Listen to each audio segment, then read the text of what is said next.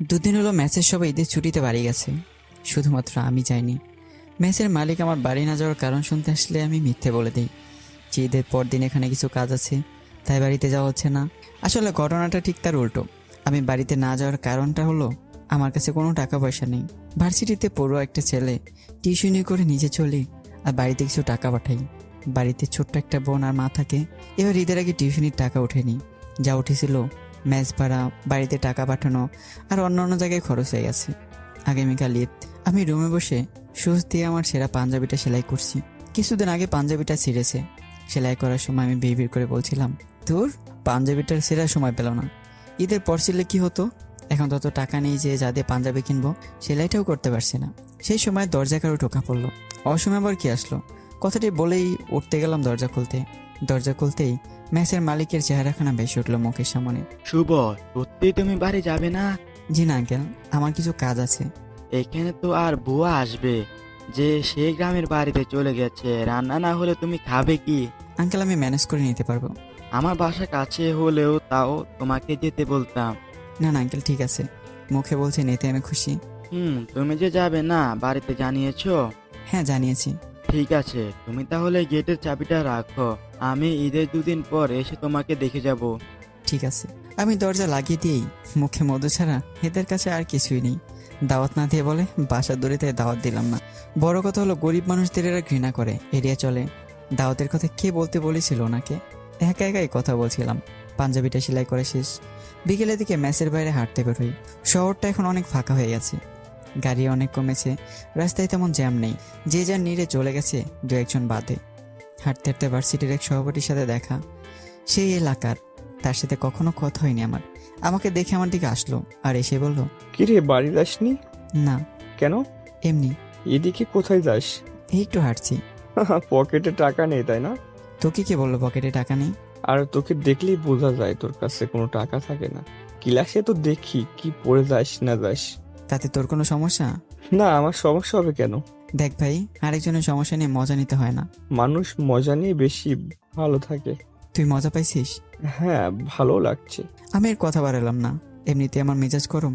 বাড়িতে যেতে পারলাম না, গাড়ি ভাড়া নেই, কথাটা কাউকে বলতে পারছি না। আরেকটু হাঁটতেই আমার পকেটে থাকা ফোনটা বেজে ওঠে। ফোনের স্ক্রিনে তাকাতেই আয়ার নামটা দেখতে পেলাম।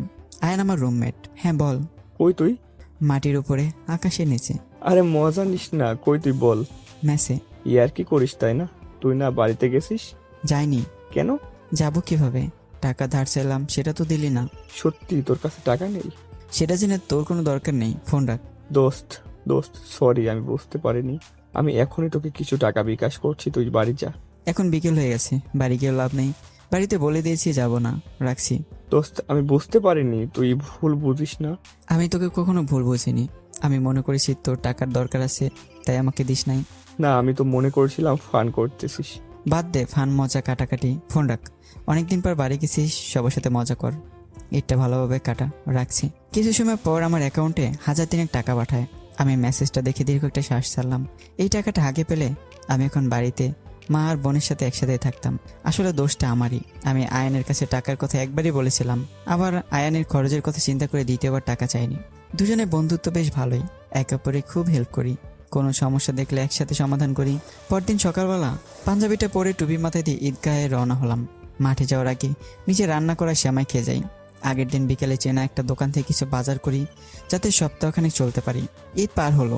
ভার্সিটি খোলার আগের দিন সন্ধ্যায় আয়ান ম্যাচে আসলো। এসে দুজন কোলাকুলি করলাম। কেমন আছিস? আলহামদুলিল্লাহ ভালো, তুই? আলহামদুলিল্লাহ। ঈদ কেমন কাটলো? এই তো একা একা ভালোই কাটলো। তুই এগুলো একটা কাজ করছিস, আমাকে একটু বুঝে বললেই তো টাকা দিয়ে দিতাম। আরে পাগল, আমি জোর করে কিভাবে চাই বল? ঈদে বাড়ি যাবি, টাকা পয়সা লাগবে, হয়তো বাবা মা ভাই বোনকে কিছু দিবি। নিজের খরচ আছে, তাই চাওয়া হয়নি। এত কিছু তোকে কে ভাবতে বলেছে? তোর জন্য একটু ভাবাই যায়। আমার কথা শুনে আয়ন আরেকবার আমাকে বুকের মধ্যে নিল।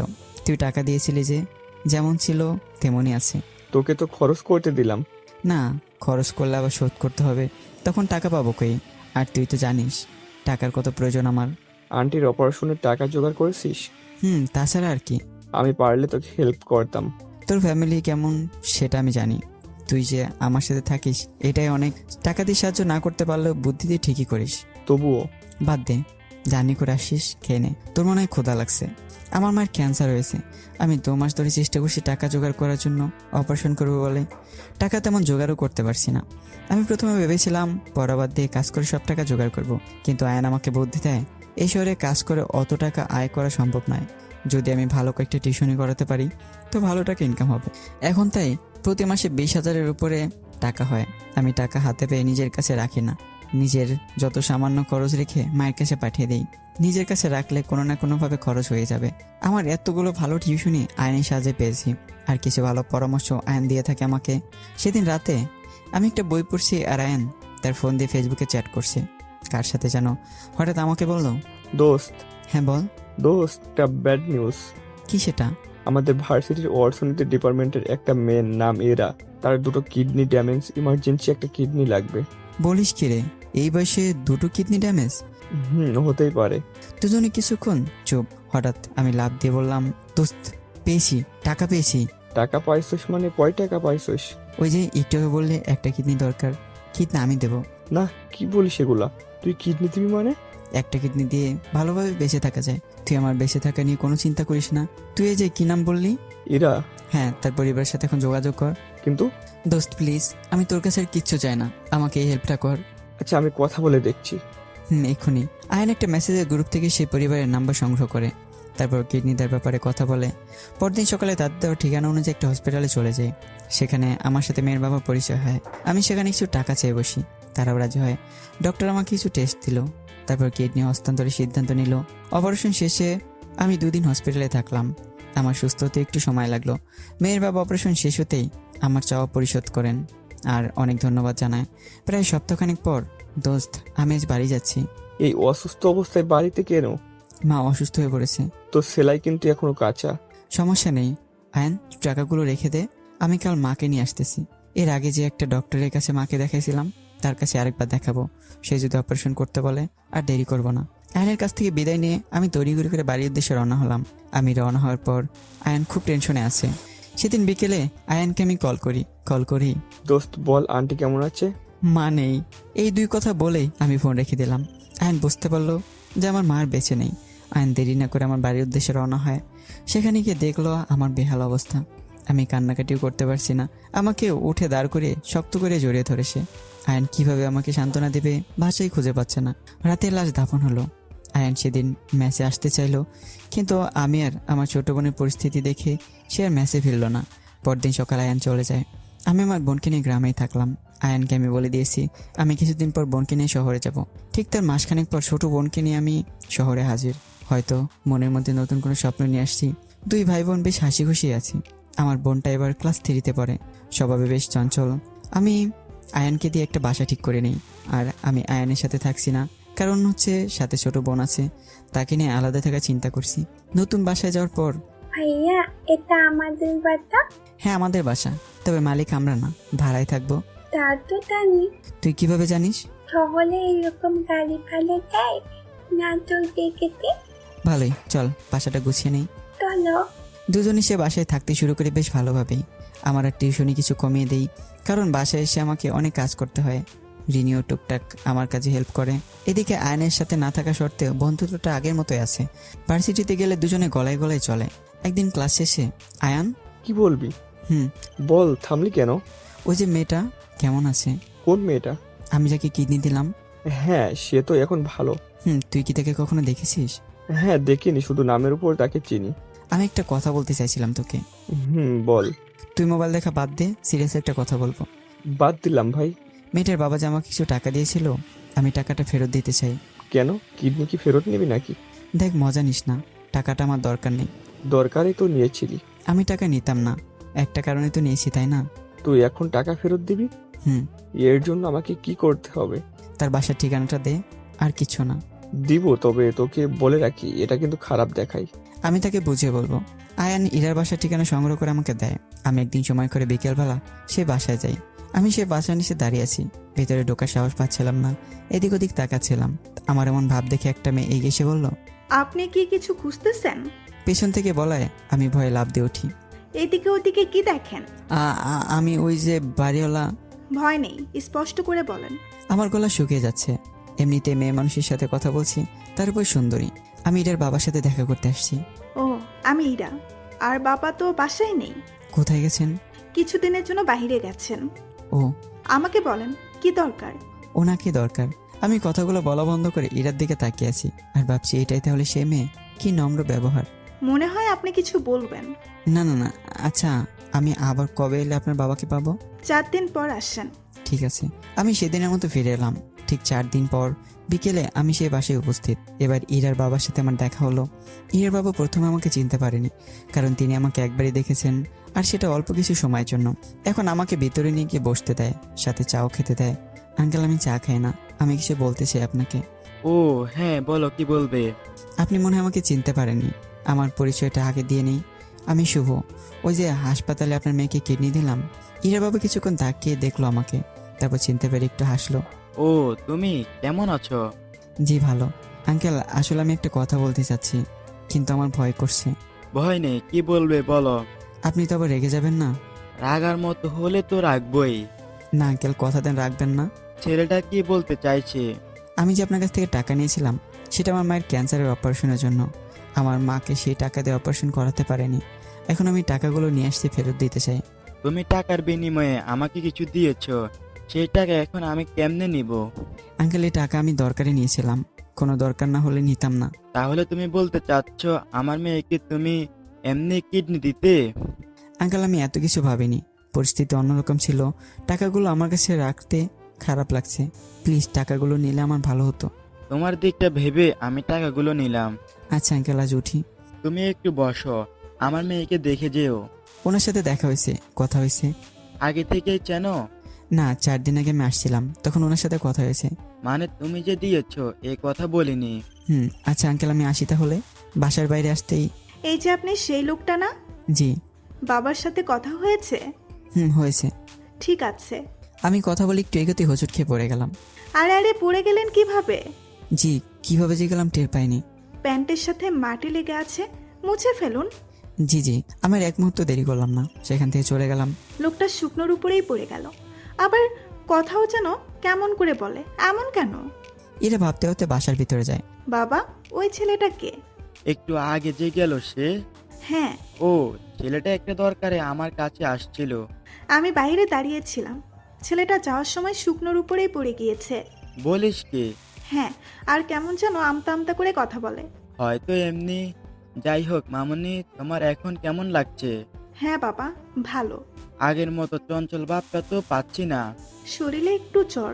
আবার জ্বর? তাহলে তুমি বাইরে কি করছো? যাও রুমে গিয়ে শুয়ে থাকো। সারাদিন রুমে থাকতে ভালো লাগে না।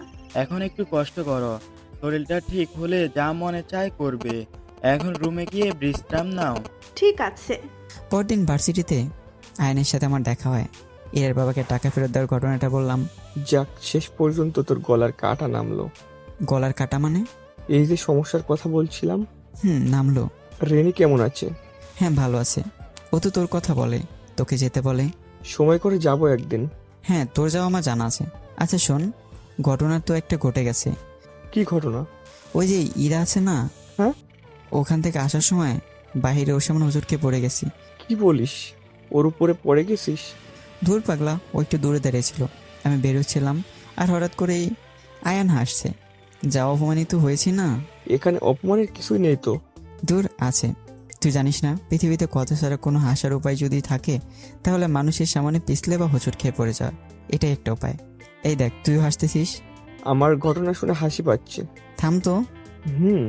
যাই বলিস, মেয়েটা অনেক সুন্দরী দেখতে, কথা বলে খুব আস্তে আস্তে আর ধীর গতিতে। প্রেমে পড়লি নাকি? আরে সব কথাই তুই নেগেটিভ দিক বেছে নিছিস কেন? একজনের ব্যাপার ভালো লাগতে পারে। ঠিক আছে, পজিটিভ চাই। আমি বাসে এসে দেখি রিনি ঘুমাচ্ছে। রিনির ঘুম ভাঙিয়ে তাকে খাইয়ে রেখে আবার বিকেলে টিউশনিতে। এভাবেই আমার দিন কাটছিল। অপরদিকে এরা ধীরে ধীরে সুস্থ হচ্ছিল। আগের সপ্তাহে একদিন ভার্সিটিতে আসলো, আর এখন প্রায় দিনই দেখা যায় তাকে। আমার সাথে তার কখনো দেখা হয়নি ভার্সিটিতে। সেদিন আবার হঠাৎ করে সামনাসামনি দেখা হয়ে গেল। এরা তো এক দেখাতেই চিনতে পেরেছে। এই, আপনি সেই মানুষটা না যে আমাদের বাসায় গিয়েছিলেন? আমি প্রথমে ইরাকে দেখে না দেখার বান করে কাটিয়ে উঠতে চাইছিলাম, কিন্তু হঠাৎ প্রশ্ন করায় আমি দাঁড়িয়ে গেলাম। আর প্রশ্নের উত্তর দেওয়া বাদ দিয়ে এদিক ওদিক তাকাচ্ছি। এদিকে ওদিকে তাকিয়ে কি দেখেন? জি আমি ইরা কয়েকটা প্রশ্ন করতে যাবে, ঠিক তখনই দুটো ছেলে আসলো। তাদের হাতে লাঠি। কোনো কথা না বলে আমার উপর আঘাত শুরু করলো। আমি হতবাক। হঠাৎ করে কোন কারণে তারা আমাকে মারছে কিছুই বুঝতে পারছি না। আর বলছে, ইপটিজিং করিস তাই না, মেয়েদের ওড়না ধরে টানাটানি করিস তাই না, তোর ইপটিজিং করা ছোট আছে। এই কথাগুলো বলছিল আর একের পর এক লাঠি দিয়ে আঘাত করছিল। ওই ছেলেগুলো বলা কথা এরার কান পর্যন্ত পৌঁছাতেই এরার 1 সেকেন্ডও দেরি করলো না।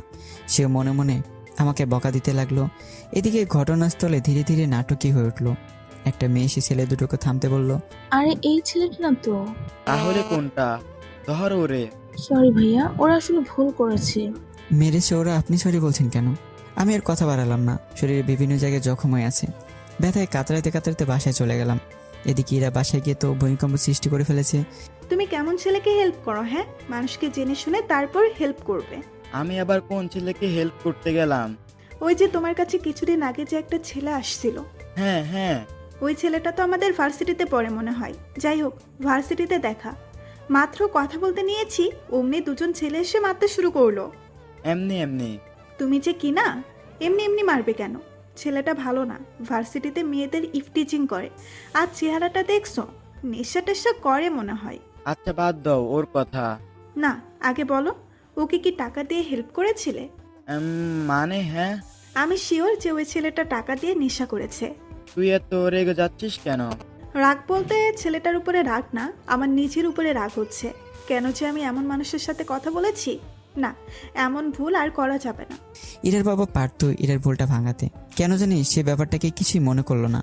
একটা ছেলে তার মেয়েকে অর্ধেক জীবন দিয়ে বাঁচালো, আর সেই ছেলে সম্পর্কে তার মেয়ের এত বড় ভুল ধারণা জন্ম হলো, সে কিছুই বলল না, চুপ করে থাকলো। হয়তো সে বাইরের কাউকে নিয়ে এত ভাবেন না। এদিকে আমি শরীরের ব্যথায় দিন কয়েক রুম থেকে বেরোতে পারলাম না। ঘটনাটা আয়নের কাছ থেকে লুকালাম আমি ক্লাসে না যাওয়াতে আয়ন ফোন করে জানতে চাইলে আমি কিছু একটা বলে আয়নকে বুঝিয়ে দিতাম।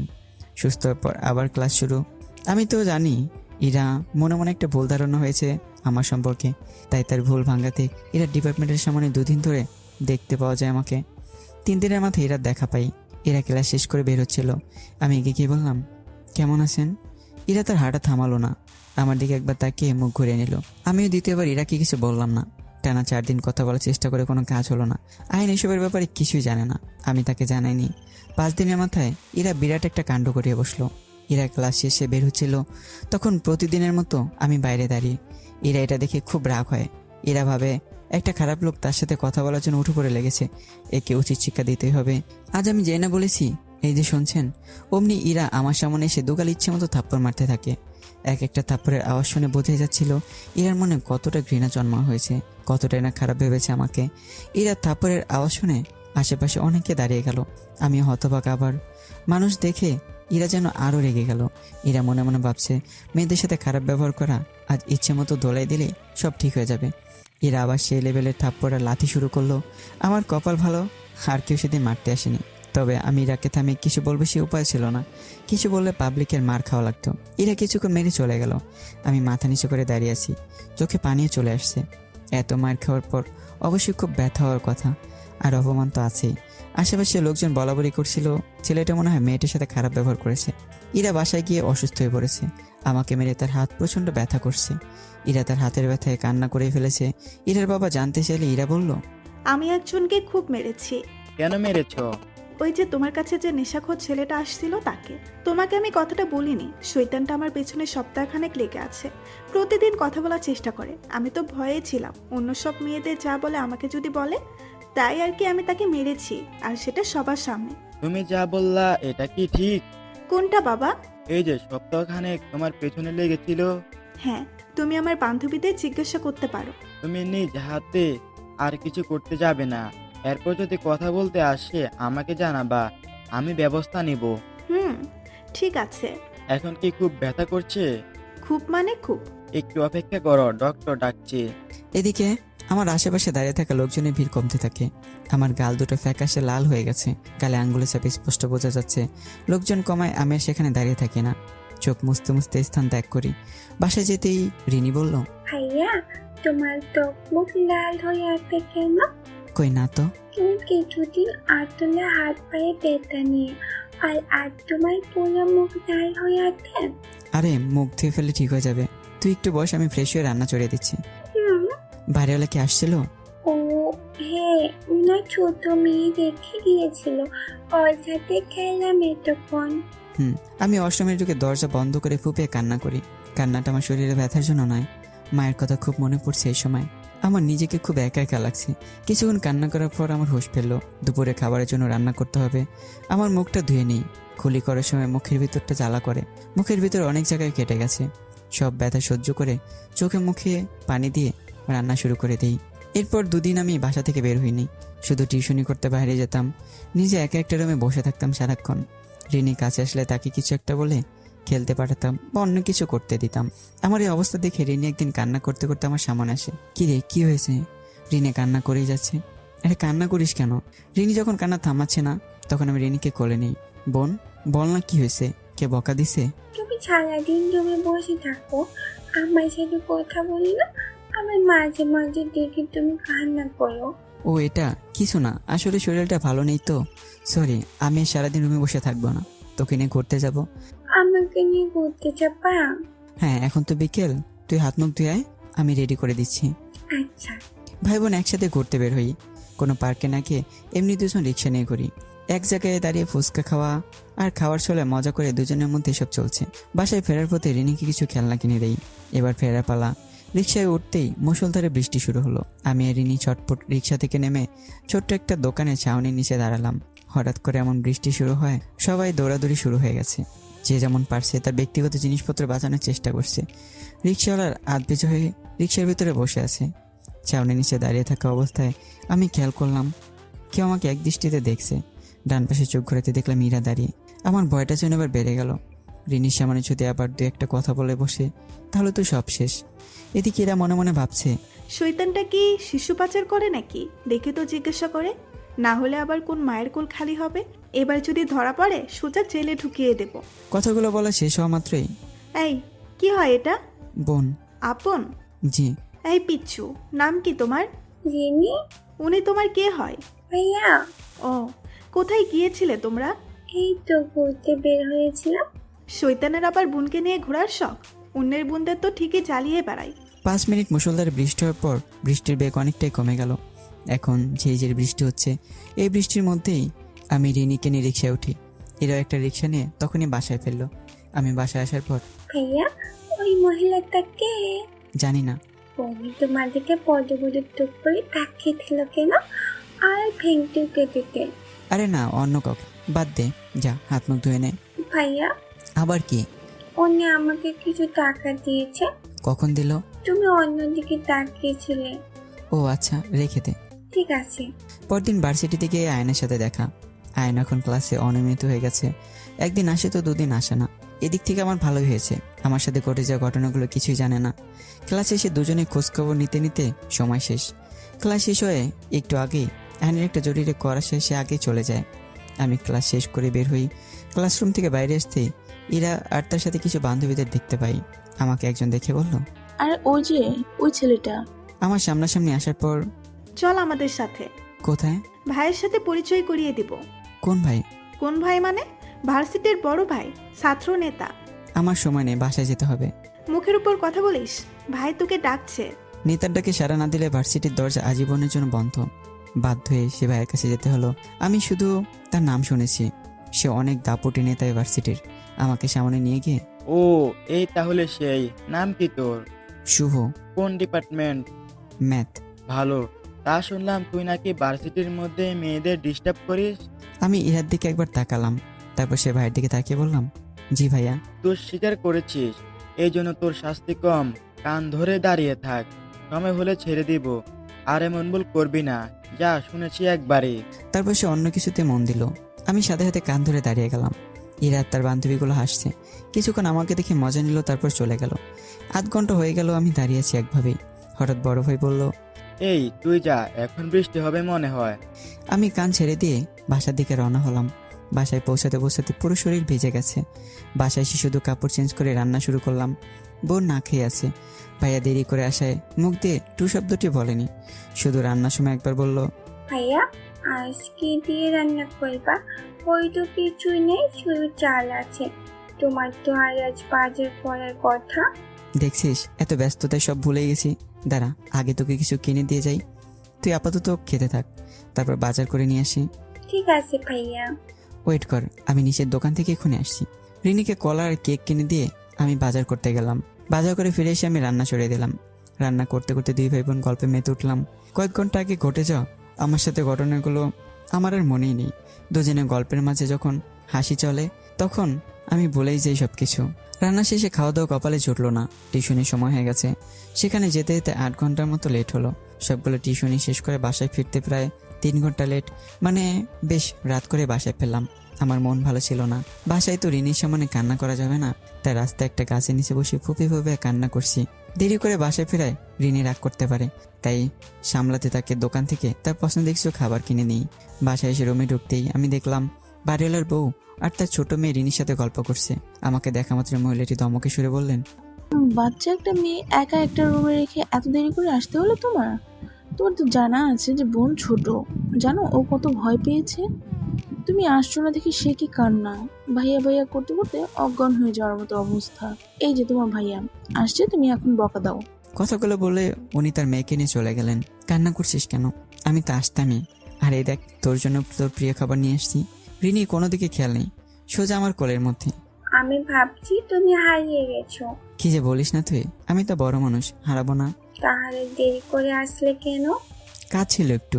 এই, আর কান্না করা যাবে না, ওঠ, আমার খুব ক্ষুধা লাগছে, ভাত খাবো। চলো আমিও খাবো। পরদিন সকালে ভার্সিটিতে আয়নের সাথে দেখা। আয়ন একটা ছেলের সাথে দাঁড়িয়ে কথা বলছিল মাঠের মধ্যে। আমি এগিয়ে গেলাম। আয়ন আমাকে দেখা মাত্র আয়নের সাথে থাকে ছেলেটাকে বলল, এই তো শুভ চলে আসছে। ও, ভালো আছি, তুমি? জি ভালো। আমি হাসিব মাহমুদ। ওই যে তোকে বললাম না একজনের কিডনি লাগবে, উনিই কিডনির জন্য পোস্টটা দিয়েছিলেন।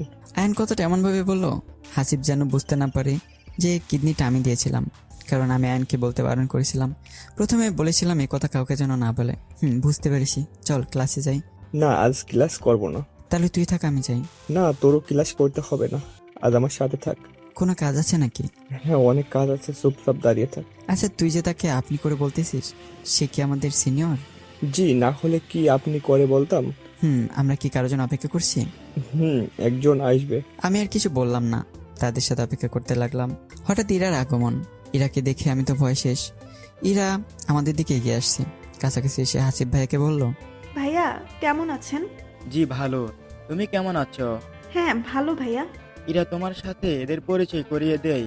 এই হলো আয়ান, তোমার কিডনির খোঁজ এই ছেলেটাই দিয়েছিল। আর এই হলো শুভ, আয়ানের বন্ধু। আমাকে দেখি এরা রাগ হলো, তবে কিছু বলল না। এদিকে আমি খুব চিন্তায় পড়ে আছি। এরা যদি আমাকে কিছু বলে আর আমার বন্ধুর সামনে, তাহলে মান সম্মান কিছুই থাকবে না। আচ্ছা আয়ান ভাইয়া, আমার কিডনির ব্যবস্থা আপনি কিভাবে করলেন?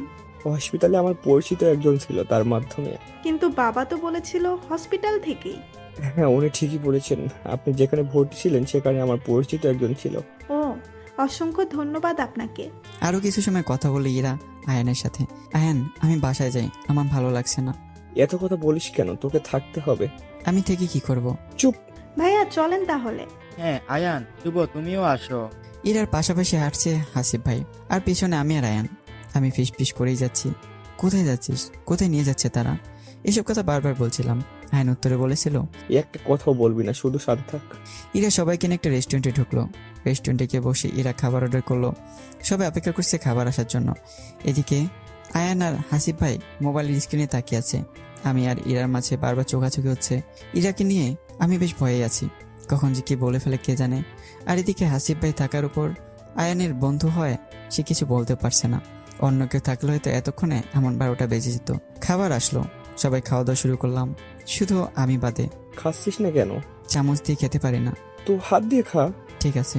আমি চামচ রেখে হাত দিয়ে খাওয়া শুরু করলাম। আমি খেতে খেতে যখন খুব মজা পেলাম তখন বললাম, দোস্ত, আগে বললো তো এখানে এসে মাঝে মাঝে খেতাম, এখানকার খাবারগুলো বেশ মজার। চুপচাপ খা হারামি। আমার খাওয়া দেখে এরা রাগ হচ্ছিল। দু একবার আমার দিকে বড় বড় চোখে তাকিয়েছিল। আমিও এরার লোকটা একবার দেখে দ্বিতীয়বার একটা শব্দও করিনি, চুপচাপ খেয়ে নিয়েছি। খাওয়া শেষে, আমাদের ট্রিটটা দেওয়ার জন্য অনেক ধন্যবাদ তোমাকে।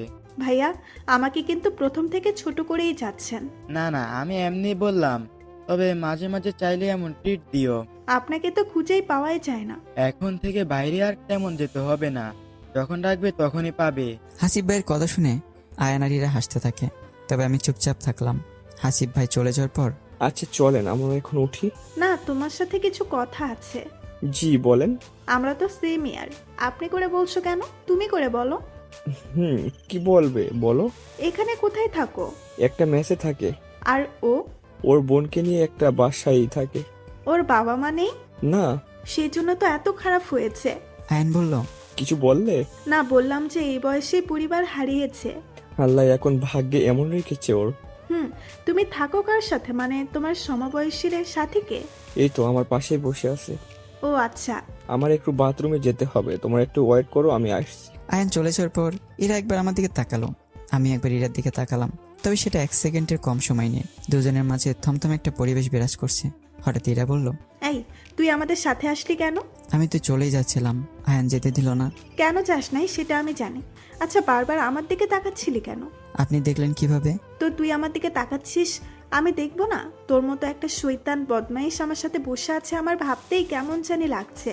আচ্ছা শোনেন, আমি আপনাকে একটা কথা বলি। ইরা দাঁড়িয়ে এক চড় মারল আমাকে। আমার আর বোঝা বাকি রইল না যে এই মেয়েকে আর বোঝানো যাবে না। বন্ধুর সামনে যাতে অপমানিত না হই, তাই আমি ওখান থেকে উঠে গেলাম। এদিকে আয়ান এসে দেখে আমি নেই। ও কই গেল? চলে গেছে। মানে? তুমি বসো, আমি তোমাকে বলছি। শোনো না, আমার সাথে যা করেছে তা তুমি ভাবতেও পারবে না। আয়ান তার দুহাত মাথায় রেখে বলল, তুমি জানো না তুমি কি করছো? কি করেছি? খুব বেশি কষ্ট দিয়ে ফেলেছো তাকে। আরে তুমি বুঝতেছো না, ওইরকম ছেলেরা ভালো না। তুমি জানোই না সে কেমন মানুষ। সে কি বলতে চায় সেটা তোমার শোনা উচিত ছিল। মানে? তোমার বিপদে সে পাশে দাঁড়িয়েছে। তুমি যে কিডনি নিয়ে এখন বেঁচে আছো সেটা তার দেওয়া। আরে কি বলছো তুমি এসব? শুভর মা ক্যান্সার আক্রান্ত ছিল। ইরাকে কিডনি দেওয়া থেকে শুরু করে সব ঘটনা বলল। ইরাও কেমন যেন হতভঙ্গ হয়ে গেল। আমি তো জানতামই না তুমি ওর সাথে এত খারাপ ব্যবহার করেছো। পাগলাটা আমাকে কিছুই বলেনি। তাহলে ও যে আমার সাথে কথা বলতে আমার ডিপার্টমেন্টের সামনে দাঁড়িয়ে থাকতো। হয়তো ও তোমাকে কিছু বলতে চাই। তুমি যে খারাপের কথা বললা, এরকম কিছুই ওর মধ্যে নেই। ওর সাথে কথা বললে তুমি বুঝতে পারতে। সেটা না করে বারবার অপমান করেই গেছো। শুভ এত কিছু ঘটে যাওয়ার পর তোমাকে কিছুই বলেনি। সে হয়তো তোমাকে আর এই ব্যাপারটা এড়িয়ে যেতে চেয়েছে, কিন্তু পরিস্থিতির কারণে হয়তো পারেনি। আচ্ছা, কিডনি দেওয়ার ব্যাপারটা সে লুকালো কেন? সেটাও ভালো জানে। আমি কিছু একটা মিস্টেক করে ফেলেছি। দাঁড়াও, ওকে ফোন করে আমি ডাকছি। না না, থামো। তুমি যে আমাকে কিডনি দেওয়ার কথা বলেছো সেটা ওকে বলবে। এটা আড়ালেই থাক। আমি তাকে ভুল বুঝেছি, তার কাছ থেকে ক্ষমা চেয়ে নিব। ওর বাসার ঠিকানাটা দাও। এদিকে আমি আবার মন খারাপ করে বাসায় এসে রান্না শুরু করে দিলাম। ভাইয়া, বল। তোমার রান্না করতে কষ্ট হয় না? না, কষ্ট হবে কেন? রান্না মজার একটা কাজ। তাহলে আমিও রান্না করবো। বড় হও, ধীরে ধীরে শিখবি। তুমি প্রতিদিন বাইরে থেকে এসে রান্না শুরু করে দাও। আমি বুঝি তোমার খুব কষ্ট হয়। কি যে বলিস। একটা কাজের পর রেখে দিও তো। আমি একটু হাসলাম। রেনি ছোট মানুষ, সে তো আর বুঝতে পারছে না ভাইয়ের পকেটের অবস্থা। শোন, যখন আমি চাকরি করব তখন একটা কাজের লোক রেখে দেব। তোরও করতে হবে না, আমারও রান্না করতে হবে না। সেটা হবে কবে? হবে এক সময়। এদিকে আমার বাসার দরজা ইরা এসে হাজির। ইরা দরজা দাঁড়িয়ে কলিং বেল বাজালো। রিনি, দেখ তো কে এসেছে। আচ্ছা। রিনি দরজা থেকে ঘুরে এলো। কে আসছিল? তোমাকে ডাকতাছে। কে? কেমন যেন চেনা চেনা লাগছে। ভিতরে আসতে বলিসনি? আমাকে কিছু বলতে দেয়নি, শুধু বললো তোমার ভাইয়াকে ডাকো। আমি গ্যাসের চুলা বন্ধ করলাম। কপালের ঘাম মুছতে মুছতে দরজা খুলে দেখলাম মীরা দাঁড়িয়ে। আমি তো ভয়ে শেষ। না জানি আবার কি কারণে আসছে। হয়তো আবার কোনো অপরাধ খুঁজে পেয়েছে। বাসার ঠিকানাটা বা কে বললো? এসব ভাবতে ভাবতেই ভেতরে আসতে বলবেন না? দেখেন ঘরে ছোট বোন আছে। ওর সামনে যদি কিছু করেন ও অনেক ভয় পাবে। যদি কোনো অপরাধ হয়ে থাকে, আমি কাল আপনার সাথে দেখা করবো ভার্সিটিতে, তখন যা বলার বলেন। আমি আসলে অন্য কিছু বলতে আসছি। ভেতরে যাওয়া যাবে কিনা বলেন। জি আসুন। রিনি, এই রিনি এদিকে আয়, ওনাকে একটু পানি দে। আপনি বসেন, আমি একটু আসছি। কি করছেন আপনি? রান্না করছি। চলেন। আমার পেছন পেছনে কিচেনে গেল ইরা। রিনি মনোযোগ দিয়ে ইরাকে দেখছে। ইরা ব্যাপারটা খেয়াল করে বলল, দরজায় আমাকে দেখে তাকিয়েছিলে, এখনো আমার দিকে এভাবেই তাকিয়ে আছো যে? ভয় পাচ্ছো? আপনাকে কোথায় যেন দেখেছি, মনে পড়তেছে না। একটা টং দোকানের নিচে বৃষ্টির সময় তোমাকে টাকা দিয়েছিলাম। ও হে, আপনি তো সেই আপু। কেমন আছেন আপনি? ওদের কথা বলার সময় আমি রান্না করছিলাম। ইরা আমাকে ইঙ্গিত করে বলল, ভালোই তো কথা শিখিয়েছেন। ও এমন করেই কথা বলে। আপনি একটু সাইডে দাঁড়ান, আমি রান্না করি। আরে না না, কি যে বলেন। আমার কথা না শুনলে কিন্তু খবর আছে। আমি এর কথা বাড়ালাম না। হাতের চামচটা ইরার কাছে দিয়ে রিনিকে নিয়ে একপাশে দাঁড়ালাম। আজকে কি শুধু এই শাক ভাজি? ডাল আছে, আর ভাতের সাথে আলু সিদ্ধ দিয়েছি, আলু ভর্তা হবে। ও গুড। আর টেনশন কইরেন না, আমি শাক ভাজতে পারি। হুম। ভাত হয়েছে? হ্যাঁ, ভাত হয়েছে। হুম। আমার মাথায় এখন অনেক কিছু ঘুরপাক খাচ্ছে। একটু আগে যার কাছ থেকে চর খেলাম সে এসে এখন রান্না করে দিচ্ছে। ইরা যে কি বলতে আসছে সেটা নিয়েও শঙ্কায় আছি। না জানি সে কি ঘটিয়ে বসে। রান্না শেষে এবার খাবার পালা। ফ্লোরে শীতল পাটি বিছে খেতে বসেছি দুই ভাই বোন। আমাদের অবাক করে দিয়ে ইরা আমাদের সাথে বসে গেছে। খাবারগুলো ইরা নিজ হাতে পরিবেশন করছে। ইরা রিনি খাচ্ছে। আমি কিছু জিজ্ঞেস করতে চাচ্ছি ইরাকে, সেখানেও ভয় করছে। আচ্ছা, আপনি কিছু বলতে চাচ্ছিলেন? এত তাড়াহুড়া কিসের? হ্যাঁ, খেতে বসেছেন, কথা কম বলে খান। খাওয়া শেষ হলো, তবু ইরা যাওয়ার নাম মুখে আনছে না। সে রিনির সাথে আড্ডায় মেতেছে। কিছু সময় পর রিনি বাইরে খেলতে যায়। ইরা এখন রুমে চুপচাপ বসে মোবাইল দেখছে। আমি তার থেকে অনেকটা দূরে বসে আছি। আমি কিছু বলতে পারছি না, আর সইতেও পারছি না। নীরবতা ভেঙে ইরা বলল, আমি যা করেছি সেটা একদম ঠিক হয়নি। আমার আপনার কথা শোনা উচিত ছিল। না জেনে অনেক খারাপ ব্যবহার করেছি। ব্যবহারটা এত খারাপ হয়েছে যে সরি বললেও কম হয়ে যাবে। আমি জানি না এই জন্য কিভাবে ক্ষমা চাইবো। আপনি পারলে আমাকে মাফ করে দিয়েন। আপনি মাপ চাচ্ছেন কেন? ইরা একবার আমার দিকে তাকালো, আর এখানে সে এই প্রথম ভালোভাবে। ইরা তাকাতেই আমি চোখ সরিয়ে নেই। আচ্ছা, সেদিন ভার্সিটিতে কি হয়েছিল বলেন? আমি তো বলার জন্য অনেক চেষ্টা করেছি, আপনি শুনতেই চাননি। সেদিন আপনি চলে যাওয়ার পর একটা মেয়ে এসে ছেলেগুলোকে থামতে বলে। ওর অন্যজনকে মারতে ভুলে আমাকে মেরে বসে। দুর্ভাগ্যক্রমে অপরাধীর পোশাকের কালারের সাথে আমার পোশাকের কালার মিল ছিল। ওদের মিস্টেকের কারণে মারটা আমাকেই খেতে হলো। আর আমিও আপনার সাথে কত কিছুই না করলাম। আরে বাদ দেন এগুলো, আপনি জেনে বুঝে করেননি। আর আপনার দিকে থেকেও আপনি ঠিকই ছিলেন। আপনি যেভাবে আমাকে মেরেছেন, আমার জায়গায় একজন খারাপ কেউ থাকলে ভালোই হয়ে যেত। হুম। আচ্ছা, আপনাকে এসব কে বললো? আর আমার বাসার ঠিকানা কে দিয়েছে? এবার এরা একটু মিথ্যের আশ্রয় নিল। আয়নকে আড়াল করে এরা বানিয়ে বানিয়ে বলতে লাগলো, ওই যে ভার্সিটির বড় ভাই আছে না, ওদের একটা চেলাপেলার সাথে আমার রেস্টুরেন্টে দেখা হয়েছিল। ছেলেটা গোপনে আপনার সব কিছু জেনে আমাকে আসল ঘটনাটা বলে দেয়, যেটা আপনি একটু আমাকে বললেন। ও আচ্ছা, শোনেন, ওখানে কি আয়ন ছিল? না, সে আগেই চলে গেছিল। আমি না বলে আসে কিছু বলেছি আপনার সামনে? হ্যাঁ, আমাকে জিজ্ঞাসা করলো, আর আমি বললাম যে কি যেন কাজে চলে গেছে। তার মানে ও কিছু জানতে পারেনি? কেন? জানলে কি হবে? না, তেমন কিছু না। ইরা মনে মনে ভাবছে, যাক, মিথ্যে বলে কোনো রকম বোঝানো গেছে। হঠাৎ ইরার ফোনে একটা কল আসলো। বাবা, আমি একটা বান্ধবীর বাসায় আসছি। বাসায় ফিরবি কখন? রাতে। রাতে কেন? বান্ধবীর ছোট ভাইয়ের জন্মদিনের অনুষ্ঠান আছে সন্ধ্যায়। ঠিকানাটা বল, আমি গাড়ি পাঠিয়ে দিবনি। লাগবে না বাবা, আমি যেতে পারবো। বেশি রাত হলে আমি কিন্তু গাড়ি পাঠাবো। কথা বলা শেষে, তাহলে আপনি এখন চলে যান আপনার বান্ধবীর বাসায়। কোন বান্ধবীর বাসায়? ওই যে জন্মদিনের কথা বললেন তাদের বাসায়। কেন? আমি আছি দেখে কি আপনার অসহ্য লাগছে? সেটা না, তাহলে কি? কিছু না। আমাকে মাফ করেন, তাহলেই আমি যাব। আমি তো আপনার দোষ খুঁজে পাচ্ছি না। এই, এত কিছু করলাম তবু আপনি দোষ খুঁজে পাচ্ছেন না? ভুল বুঝে করেছেন, দোষ তো নেই। ভুল বুঝাটাই দোষ। হিসেবে সবকিছু ধরতে নেই। আপনি বান্ধবীর বাসায় যান। আপনিই আমার বান্ধবী। কি যে বলেন না আপনি। আরে মজা করলাম। হুম। আমাকে কি এখনই চলে যেতে হবে? মানে এখানে থাকলে কি সমস্যা আপনার? সত্যি বলতে ভয় করছে, কখন কি করে বসেন। আপনি যে কেমন না, আমি তো আমার ভুল বুঝতে পেরেছি। আর কি বলবো আপনাকে? হুম। বুঝেছি, আমি থাকাই ভালোই খারাপ লাগছে আপনার। চিন্তা নেই, এক্ষুনি চলে যাচ্ছি। আচ্ছা। কি মানুষ, একটু থাকতেও বলে না। বাড়িওয়ালা আসলে কি বলে না বলে? বলবেন যে ফ্রেন্ড আসছিল। তবু। ঠিক আছে ঠিক আছে, কাল দেখা হচ্ছে ভার্সিটি। হুম। রিনি কই? ছাদে হয়তো খেলা করছে। আমি তাহলে উঠলাম এখন। এত তাড়াতাড়ি বাসায় গিয়ে আপনার বাবাকে কি বলবেন? সেটা আমি অলরেডি ভেবে রেখেছি। ও, ইরা কি বিদায় জানিয়ে আমি দরজা লাগাতে আবার কলিং বেলের শব্দ। আমি দরজা খুলে দেখলাম ইরা আবার দাঁড়িয়ে। কোনো সমস্যা? আপনার ফোন নাম্বারটা? কি করবেন? নাম্বার দিয়ে কি করে? কথা বলে। আমিও বলবো। আমি আপনার সাথে ফোনে কথা বলবো কেন? মানুষ ফোনে কেন কথা বলে? দরকারে। আমিও দরকারেই বলবো। ইরার সাথে কথায় পাত্তাই পেলাম না। আমি দরজা বন্ধ করে দিয়ে নিজের রুমে এসে চেয়ার টেনে বসে ভাবনায় পড়ে গেলাম। ভুল বুঝতে পেরে সে আমার কাছে কতই না ভালো ব্যবহার করলো। মেয়েটার সাহস আছে অনেক, চেনা নেই জানা নেই। আমার বাসায় এসে আমার সাথে রান্না করে খেয়ে গেল। যাক, আমি তো বেঁচে গেলাম। এখন মানুষের সামনে অযথা অপমান হওয়া লাগবে না। আর উনি কিছু বললে আমি তাকে কিছু বলতেই পারি না। কেমন যেন একটা টান অনুভব হয় তার প্রতি। ছি, কি ভাবছি আমি এগুলো? সে যদি জানে আবার মায়ের খাওয়া লাগবে। আমি কথাগুলো একে বলছিলাম। কথা শেষ করে বোনকে ছাদে খুঁজতে চলে গেলাম। এদিকে বাসা ফিরে তৈরি করে বাবার সাথে জরুরি মিটিং এ ডাক দিল ইরা। এত অস্থির কেন? কিছু বলবো যা তুমি আমার থেকে লুকিয়েছো। আমি আবার তোর থেকে কি লুকালাম? আমাকে কিডনি দিয়েছিল আমার ভার্সিটির একটা ছেলে। তারপর? সে প্রথমে টাকা নিয়েছিল, তারপর সেটা তোমাকে ফেরত দেয়। তো তাতে কি হয়েছে? কি হয়েছে মানে? তুমি আমাকে আগে বলনি কেন?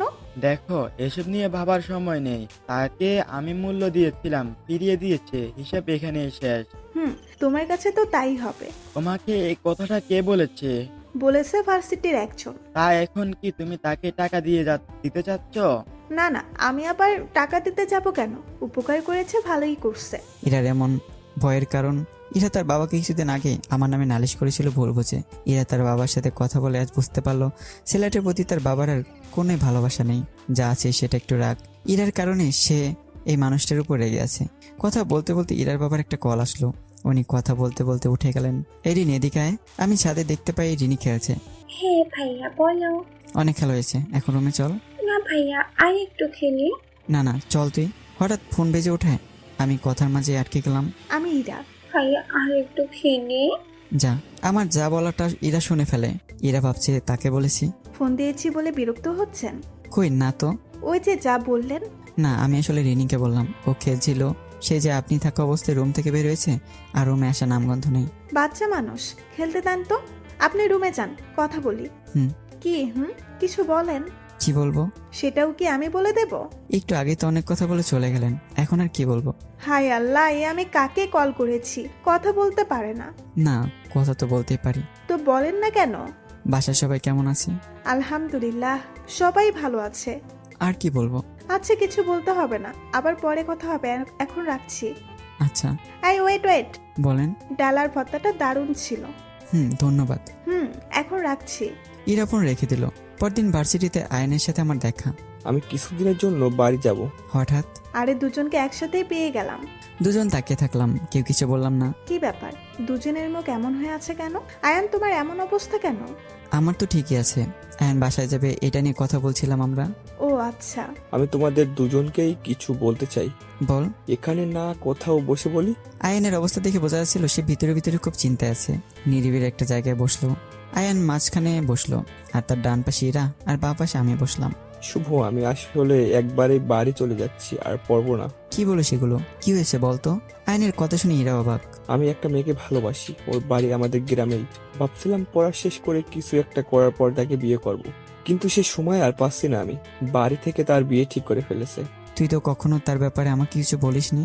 এমনই। আর শোন, এখন বাড়ি গিয়ে যেভাবে হোক ওকে আমার কাছে আনতে হবে। তুই একা যাবি না, আমি তোর সাথে যাব। রিনিকে দেখবে কে? তুই যদি আমার বাড়ি যাস মেহমান হয়ে যাবি। এসবের জন্য যেতে হবে না, আমি আমার দিকটা সামলে নেব। আর এরা? হ্যাঁ বলো। শুভর এখানে কিছু হলে আমি দেখতাম, আর্থিক বা যে সমস্যা হোক তুমি একটু দেখো। হ্যাঁ আমি দেখবো। তুই আর আসবি না? চেষ্টা করব। না আসিস কিন্তু। বললাম তো চেষ্টা করব, দেখি বাড়ি যাই আগে। আয়ন বিদায় নিল। আমি এখন অনেকটা একা হয়ে গেলাম। ভার্সিটিতে বন্ধু বলতে এক আয়নই ছিল, তাছাড়া কোনো বন্ধু নেই। এক অফ ডেতে সকালবেলা ইরা আমার বাসার নিচে আমাকে কল করে। কোথায় আপনি? বাসায় আছি। নিচে আসেন। আপনি আসছেন? কিছু বলবেন? বলার জন্যই তো আসছি। ফোনে বলেন। আরে ফোনে বললে তো আমার বাসা থেকেই বলতাম। এখন আবার বিছানা ছেড়ে উঠতে হবে। আলসেমি ভেঙে আসেন তো। আমি বাসার নিচে গেলাম। নিচে গিয়ে দেখি এরা একটা বাজারের ব্যাগ হাতে দাঁড়িয়ে। আমি হাই তুলতে তুলতে বললাম, এত সকাল সকাল? ছুটির দিনে বাসে শুয়ে বিশ্রাম নিতে হয়। আমাকে জ্ঞান দেওয়া লাগবে না, ব্যাগটা ধরুন। এতে কি আছে? আজকের সারাদিনের বাজার। আপনার বাসার জন্য? ও জি না, এটা আপনার জন্য। আমি বাজার করে নিয়ে আসছি, আজকে আপনার এখানে থাকবো। রিনির সাথে আড্ডা দিব, রান্না হবে, খাওয়া হবে। বাড়িওয়ালা জানলে কি ভাববে? আপনি এগুলো আপনার বাসায় নিয়ে যান। এভাবে ফিরিয়ে দিবেন? আমি ব্যাগ হাতে নিয়ে বললাম, আচ্ছা আসুন। সিঁড়ি দিয়ে উঠতে উঠতে রিনি উঠেছে? অনেক আগে উঠেছে। আয়নের সাথে কি হয়েছে? কি হয়েছে কয়েকবার। কোনো আপডেট আছে? এখনো তেমন কিছু বলেনি আমাকে। ও রুমে সে রিনির সাথে দেখা। আপুকে দেখে চেলানি দিয়ে উঠলো রিনি। সেদিনই তার সাথে এতটা মিল হয়েছে যে মাঝে মাঝেই রিনি তার ভাইয়াকে বলতো, আপু আবার কবে আসবে? এখনই আপনি বিছানায় যান, আমি রান্না করি। কি রান্না করবেন? মুরগ পোলাও। আমি সব নিয়ে আসছি, আপনি ঘুমান, রান্না হলে আপনাকে ডাকা হবে। আপনি যা করতেছেন মানাও করতে পারি না বা সইতেও পারি না। আমি কি রাগ করে চলে যাব? না, তার দরকার নেই। কিচেনে যান, রান্না করেন। ধন্যবাদ আপনাকে। ইরা রান্না করলো। আমার ঘুমের 12টা বেজে গেছে, আর ঘুমই হবে না। আমি উঠে ইরার কাজে হেল্প করলাম। ইরা আসায় আমার যে খারাপ লাগছে তা কিন্তু না, ঘুমের ক্ষতি হলেও বেশ ভালোই লাগছে। পছন্দের মানুষ যদি সকাল সকাল বাসায় এসে কিছু রান্না করে খাওয়ায়, এর থেকে ভালো আর কি হতে পারে। মোরগ পোলাও রান্না শেষে পেট ভরে ভোজ হলো। আমার মুখে রান্নার প্রশংসা করে নিল ইরা। রান্না করে খাওয়াতে ইরাও খুব খুশি। ইরা চালাকি করে রিনিকে খেলতে পাঠায় বাইরে, আর এদিকে দুজনে আড্ডা বসেছি। কিছু সময় রান্না নিয়ে কথা বলার পর একটা কথা বলি, জি বলেন। এত সহজে আপনি আমাকে বন্ধু হিসেবে মেনে নিলেন, আবার বাসায়ও আসতে দেন। একটাবারও তো আমাকে জোর গলায় বলেননি এই আপনি কিন্তু আসতে পারবেন না এখানে। আমি মুচকেসে বললাম, আসলে আপনার সাথে অনেকবার দেখা হয়েছে, আপনাকে অপরিচিত মনে হয় না। আর আমি যতদূর জানি আপনি খুব ভালো একটা মেয়ে। যতই ভালো হই, আমার তো মনে আমি এখানে আসায় আপনি বিরক্ত হন, আর মনে মনে আমাকে বকাও দেন। সেরকমটা না, আসলে আপনাকে দেখে ভয় লাগে। কেন? কখন কি করে বসেন। বুঝেছি। আচ্ছা আমি এখানে যে আসি আপনার জিএফ কিছু বলবে না তো আবার? জিএফ নেই তাই কিছু বলবে না, বাড়িওয়ালা বলতে পারে। জিএফ নেই মানে? মিথ্যে বলার জায়গা পান না? ইফটিচিং না করতে পারলে কিন্তু কোনো না কোনো মেয়ের পেছনে তো ঠিকই ঘোরেন। সেই সময়টা আমার হাতে নেই। ক্লাস, প্রাইভেট, বাসায় এসে রান্না করা, রিনিকে সময় দেওয়া, এভাবেই দিন যাচ্ছে। অবসর সময় কি করেন? শুয়ে বসে কাটাই। অলস আপনি। অনেকটাই, তবে সেটা অবসর সময়ে। আচ্ছা আপনার ব্যাপারে কিছু বলেন শুনি। জিজ্ঞেস করেন। আপনি যেখানে আসেন আপনার বিএফ জানলে কি অবস্থা হবে আপনার? আমার প্রশ্ন আমাকেই করা হচ্ছে তাই না? ঠিক আছে, তাও উত্তর দিচ্ছি। আমার বিএফ নেই, তবে বাবা একজনের সাথে আমার বিয়ে ঠিক করে রেখেছে। সে জানলে। এরাকে পুরো কথা শেষ করতে না দিই আমি হুট করে প্রশ্ন করে বসলাম, আপনার বিয়ে ঠিক হয়ে আছে? পুরো কথাটা আগে শেষ করতে দেন।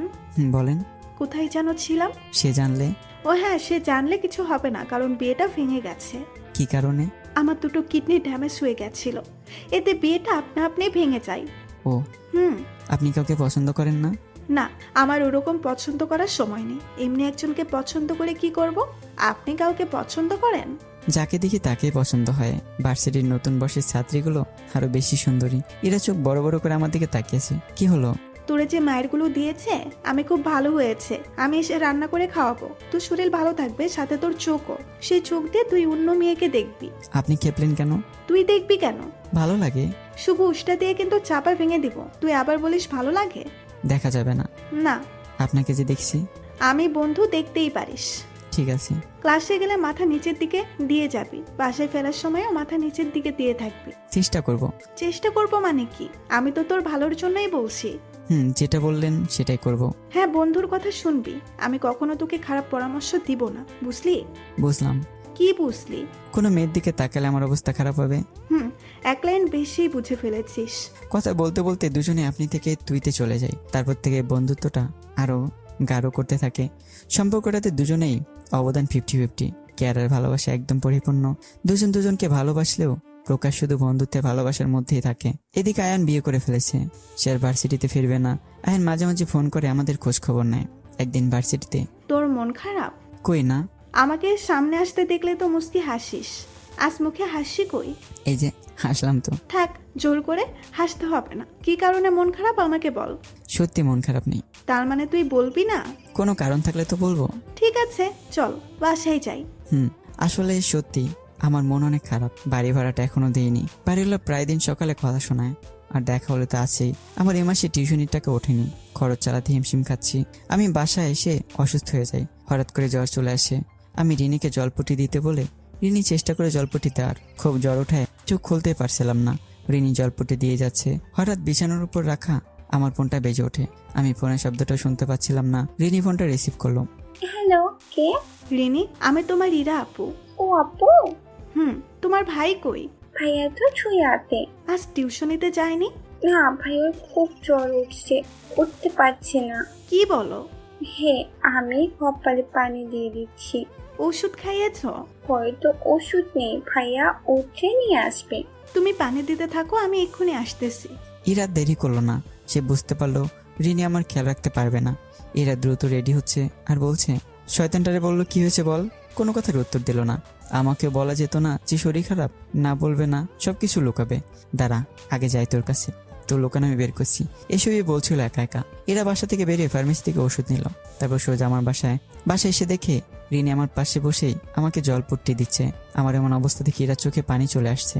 ইরা আমার কাছে এসে আমার কপালে হাত রাখলো। এই তো অনেক জ্বর। রিনি, যাও তো এক গ্লাস পানি নিয়ে এসো। রিনি পানি আনতে গেল। ইরা আমার গালে খোপারে আরো কয়েকবার হাত রেখে জ্বর কত আছে সেটা দেখার চেষ্টা করলো। আমাকে কয়েকবার ডেকেছে, কিন্তু আমি কোনো সাড়া দিইনি।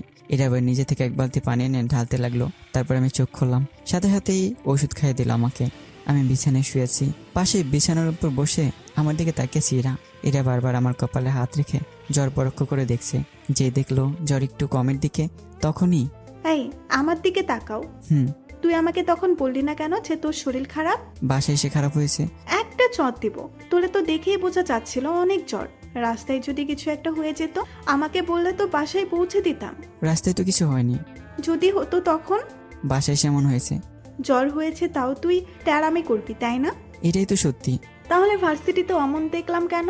ওটা অন্য একটা কারণ। কি কারণ? বলতে হবে? হুম। আমার কিছু টাকা লাগবে, বাড়ি ভাড়া দিতে হবে। হাতে একটাও টাকা নেই। এ মাসে টিউশনির টাকা বেশি ওঠেনি। বাড়ি ভাড়া কত? কেন? আবার বলিস কেন? কত সেটি বল। 12,000। আমার কাছে টাকা চাইলে কি হতো? লজ্জা করে। তোর লজ্জা নামে? দেখ, এমন ভাবে সবকিছু যদি লুকিয়ে রাখিস আমি তোর সাথে আর কথাই বলবো না। ঠিক আছে, কিছু লুকাবো না। আমার তোর বিকাশ অ্যাকাউন্টে কিছু টাকা দিয়ে দিচ্ছি। কিছু কত? 20,000-এর মতো। এত কেন? যা লাগে খরচ কর। আমার দিতে কিন্তু দেরি হবে। যখন সুবিধা হয় তখন দিলেই হবে। ঘন্টাখানেকের বেশি সময় ইরা আমার পাশে থাকলো। এদিকে ইরাকে বাসা থেকে 2বার কল করেছে, এরা একবারও রিসিভ করেনি। ফের যখন কল আসলো তখন জরুরি মনে করে কলটা রিসিভ করলো। ইরা, কই তুই? এই তো মা, আমি এক বান্ধবীর বাসায়। একটু বাসায় আয় তো মা। কেন, কি হয়েছে? তোকে আসতে বলছি, আয়। আমি এখন যেতে পারবো না। তোর বাবা আসতে বলছে, জরুরি তলব। বাসায় মেহমান আসছে। কারা আসছে? তোকে দেখতে আসছে। কি? হ্যাঁ, ফোন রাখছি, জলদি বাসায় আয়। ইরা মোবাইলটা কানে ধরে আছে। দেখতে আসার কথা শুনে ভয়ে ইরার মনের মধ্যে একটা মোচড় দিয়ে ওঠে। এদিকে আমি ইরার মুখের দিকে তাকিয়ে তার ভারমূর্তি বোঝার চেষ্টা করছি। বাড়ি থেকে ফোন করেছিল? কি বললো? যেতে বল। কেউ আসছে? এই তো বড় খালা আসছে। ইরা মিথ্যা বললো, কারণ ইরা জানে আমি তাকে ভালোবাসি। যদি একবারও প্রকাশ করিনি, এখন যদি অসুস্থের সময় এই কথা বলে তাহলে টেনশনে শরীর খারাপ করব, এমনটা ভেবে মিথ্যা বললো। আমাদের ভালোবাসাটা অদ্ভুত, অনেকটা মনে মনে বলা যায়। চুপি চুপি একে অপরকে খুব বুঝতে পারি। তাহলে আর দেরি করা ঠিক হবে না, আপনি বাসায় যান। অসুস্থ হওয়ার পর আবার আপনি বলা শুরু করছিস? একটা কারণে বলেছি। কি কারণ? সেটা পরেই বলবো, এখন বাসায় যান। আমি বাসায় গিয়ে ফ্রি হয়ে কল করব। তুই সময় মতো খাবার খেয়ে নিস। ইরা বাসায় চলে আসে। ইরার মা ইরাকে 2-1টা ধমক দিয়ে রুমে নিয়ে যায়। সেখানে থেকে সাজুগুজু করে পাত্রপক্ষের সামনে নিয়ে আসে।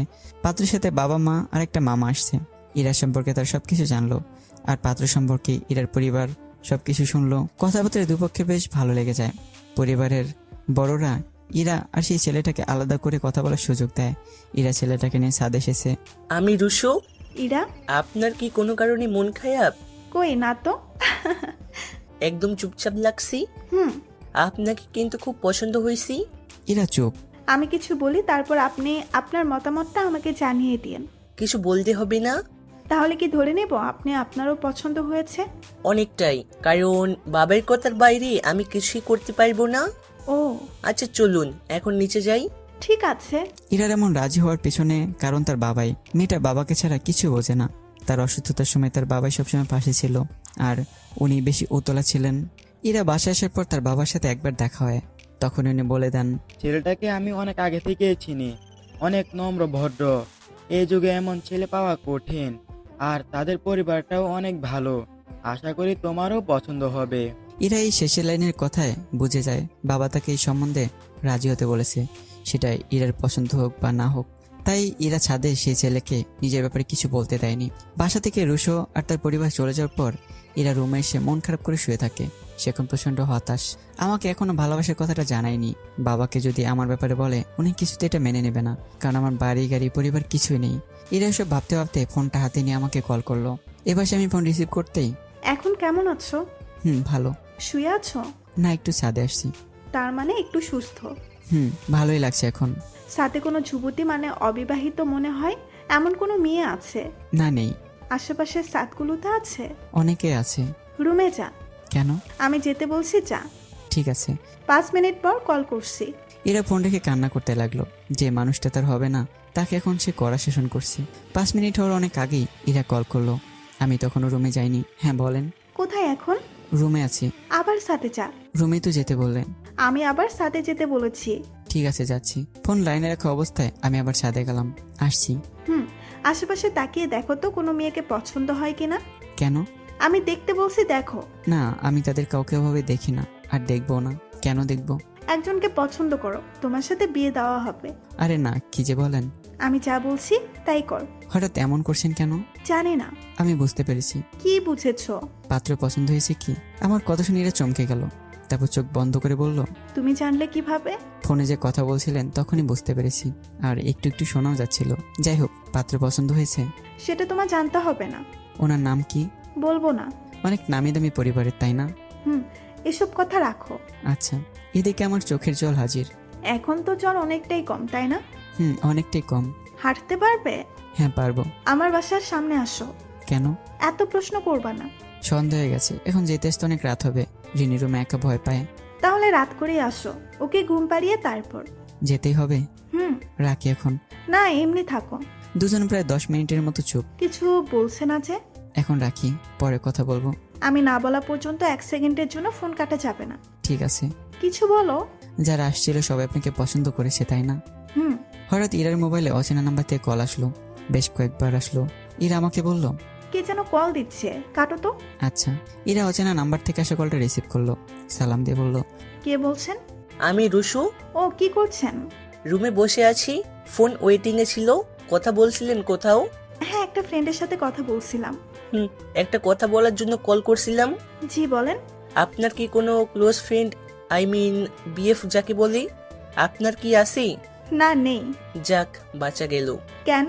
এর আগে একটা মেয়েকে দেখতে গিয়েছিলাম, সে তো তার বিএফ এর জন্য মানা করে দিয়েছি, আর আমাকে দিয়ে মিথ্যা বলিয়েছি। আমি যেন সবাইকে বলি তাকে আমার পছন্দ হয়নি। কি দিনকাল পড়লো, তাই না?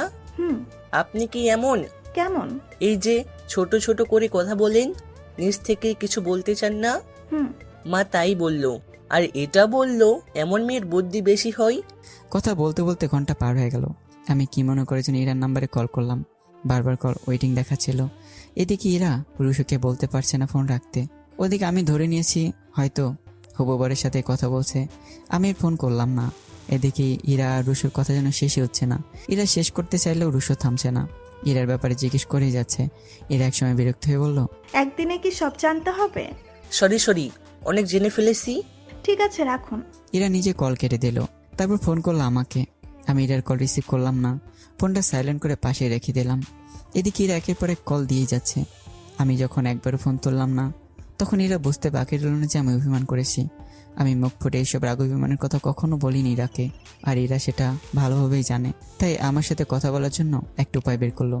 সে আমাকে একটা মেসেজ করে বলল, আমি তোমার পাশে আসছি, তুমি একটু বাইরে বের হও। আমি মেসেজটা দেখার সাথে সাথে কল করলাম। ইরা কলটা রিসিভ করতেই, আপনি এত রাতে আমার বাসায় আসছেন কেন? এখন আসা যাবে না।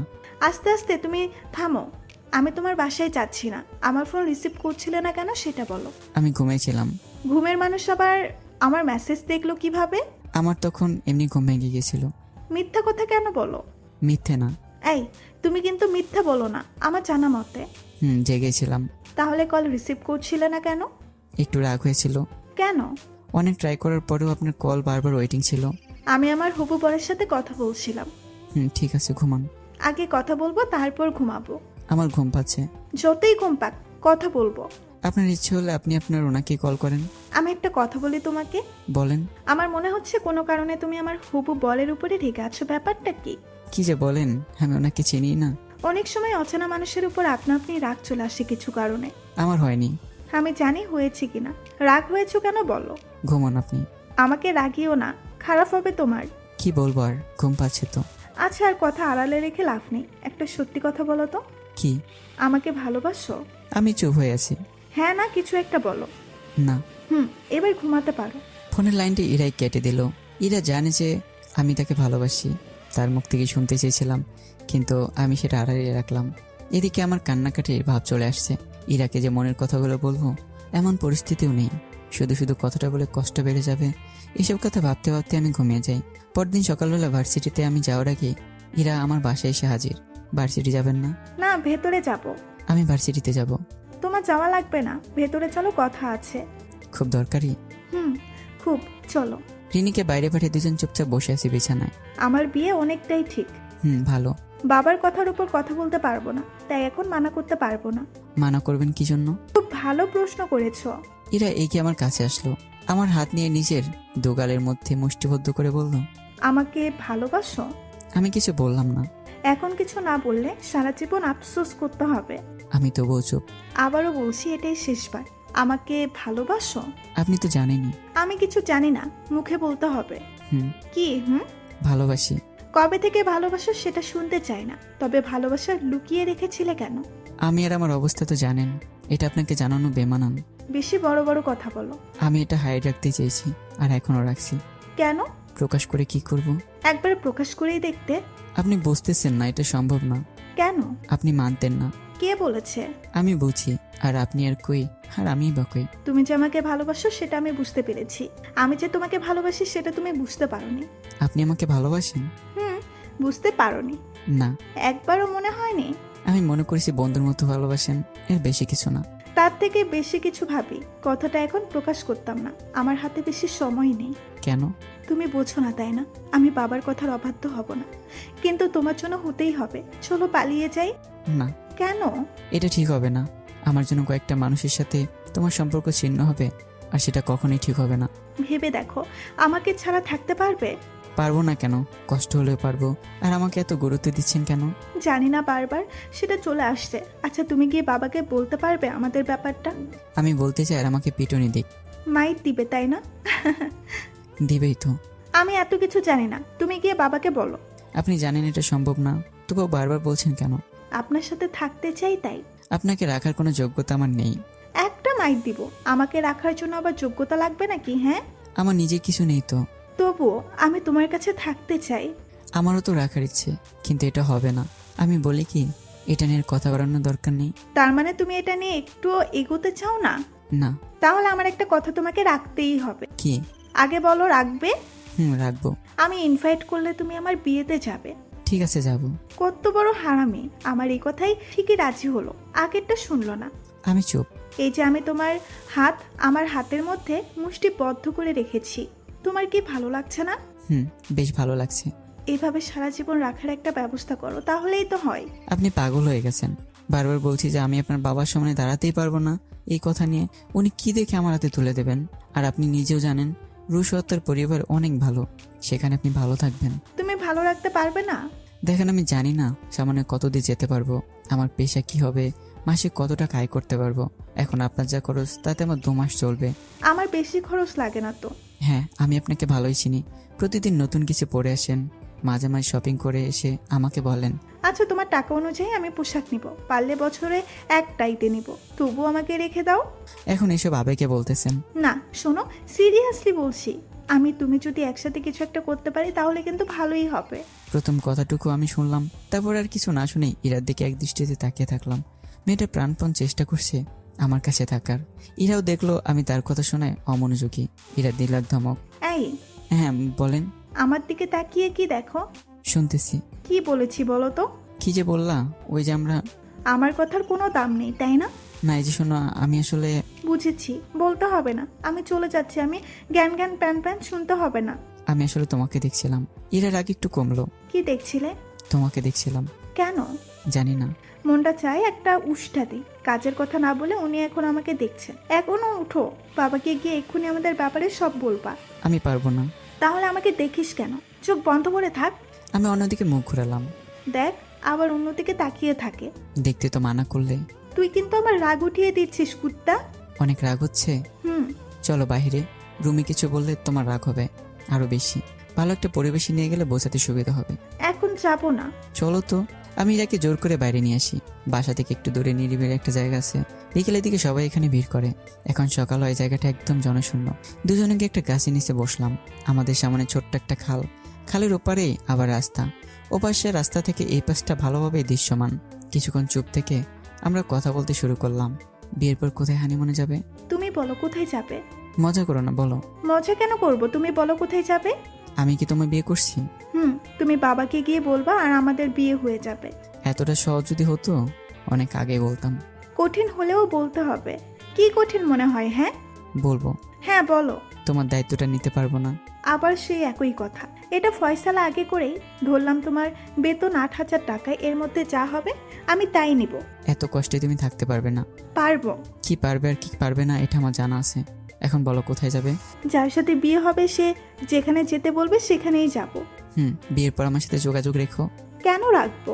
টাকা ঘাটতি হলে তোমার কাছ থেকে ধার নেব। কত বড় সাহস তোমার! সিরিয়াস মুডে থেকে আমার সাথে মজা করছো? মজা না, সত্যি। তোমার মুখ দেখেই বুঝতে পারছি। ফোন বাজছে, ধরো। না, বাঁচতে থাকুক। সে মনে হয় কল করেছে। এখন না ধরলে আবার রাগ করতে পারে। ও রাগ করলে আমার বা এত রাগ কেন? তুই আমার সাথে মজা নিস কেন? আমি আমার মন ভালো করার জন্য এমন করছি। তোকে কে মন ভালো করে দিতে বলেছে? আমি তোকে পাওয়ার জন্য তোর কাছে ছুটে আসছি। আমি এমনি এমনি এখানে আসিনি, এটা তুই বুঝিস না? ধুর বাল, এত ফোন দেয় কে? ইরা ফোনটা খালের পানিতে ছুঁড়ে মারলো।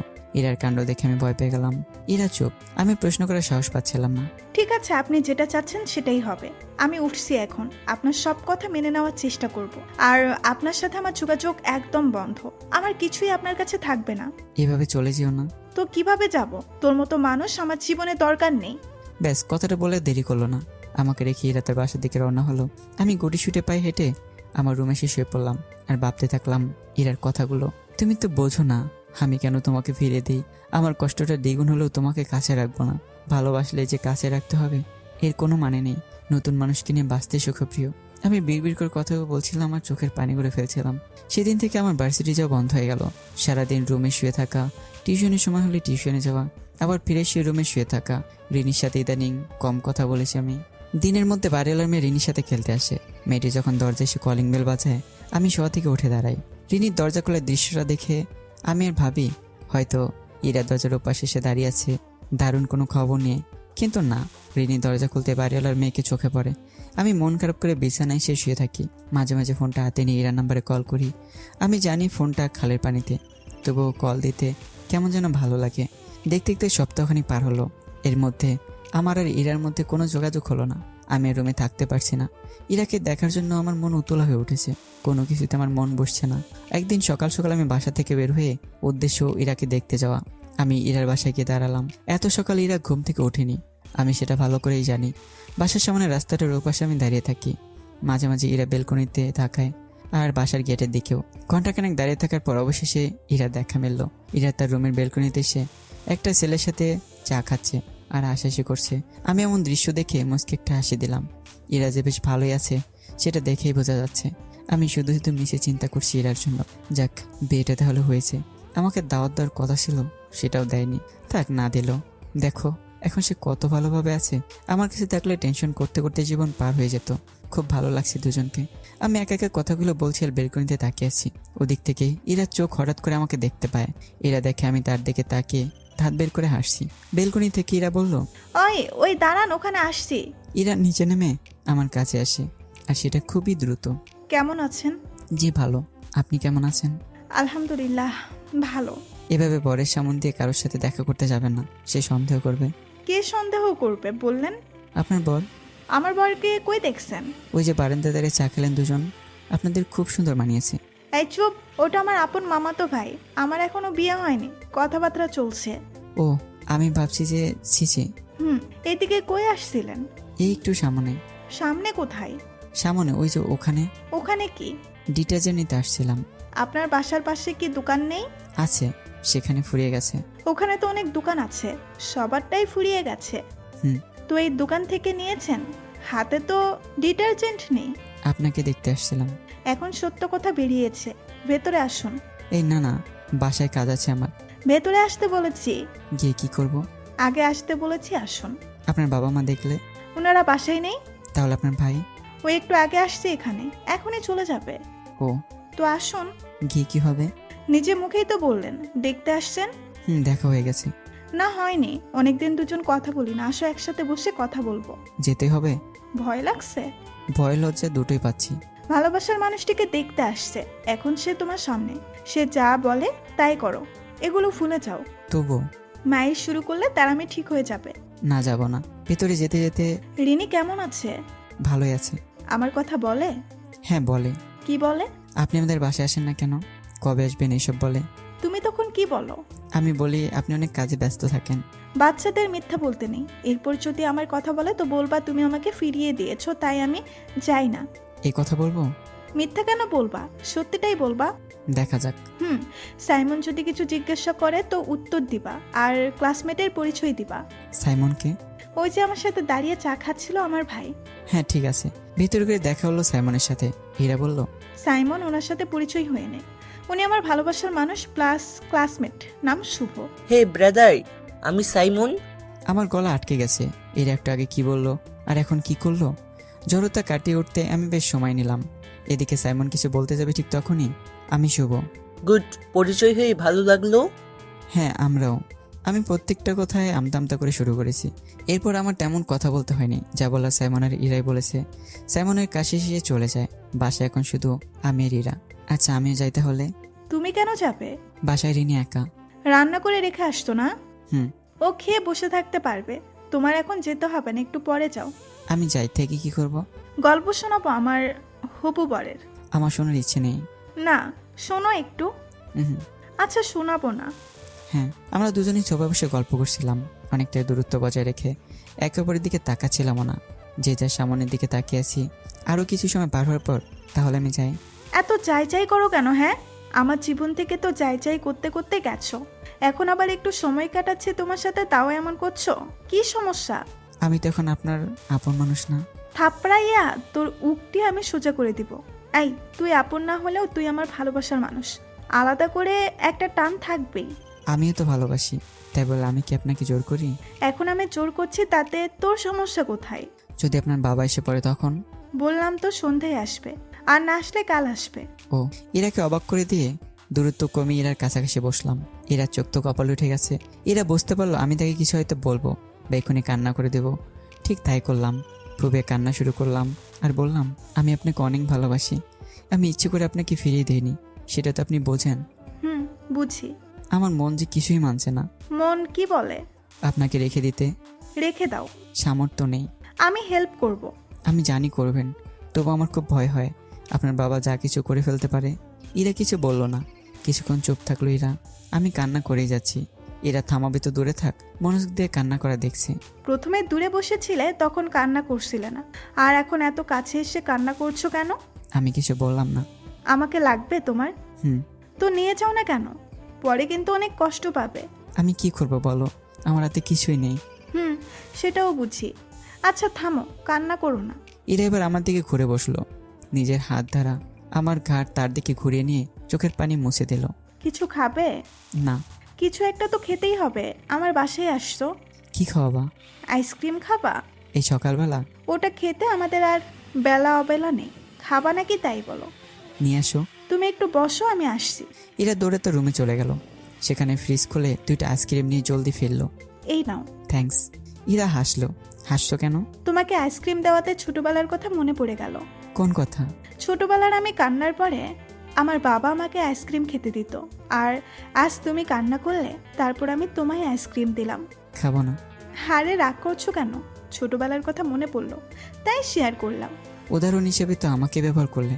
করেছি তো কি হয়েছে? উল্টাপাল্টা বললে একটা মাইক দিব। কথায় কথায় মারতে চাও কেন? তুমি উল্টাপাল্টা বলবে কেন? কই বললাম? বলোই তো, তুমি যা বলো সব উল্টো। এখন শোনো, এই যে এখন এমনি একটা ব্যাপার নিয়ে মিষ্টি ঝগড়া করছি, আমার খুব ইচ্ছে ছিল বিয়ের পর তোমার সাথে এমন অনেক মিষ্টি ঝগড়া করব। আমার খাওয়া বন্ধ। এই এই খাওয়া বন্ধ করলে মায়ের খাওয়া বলছি।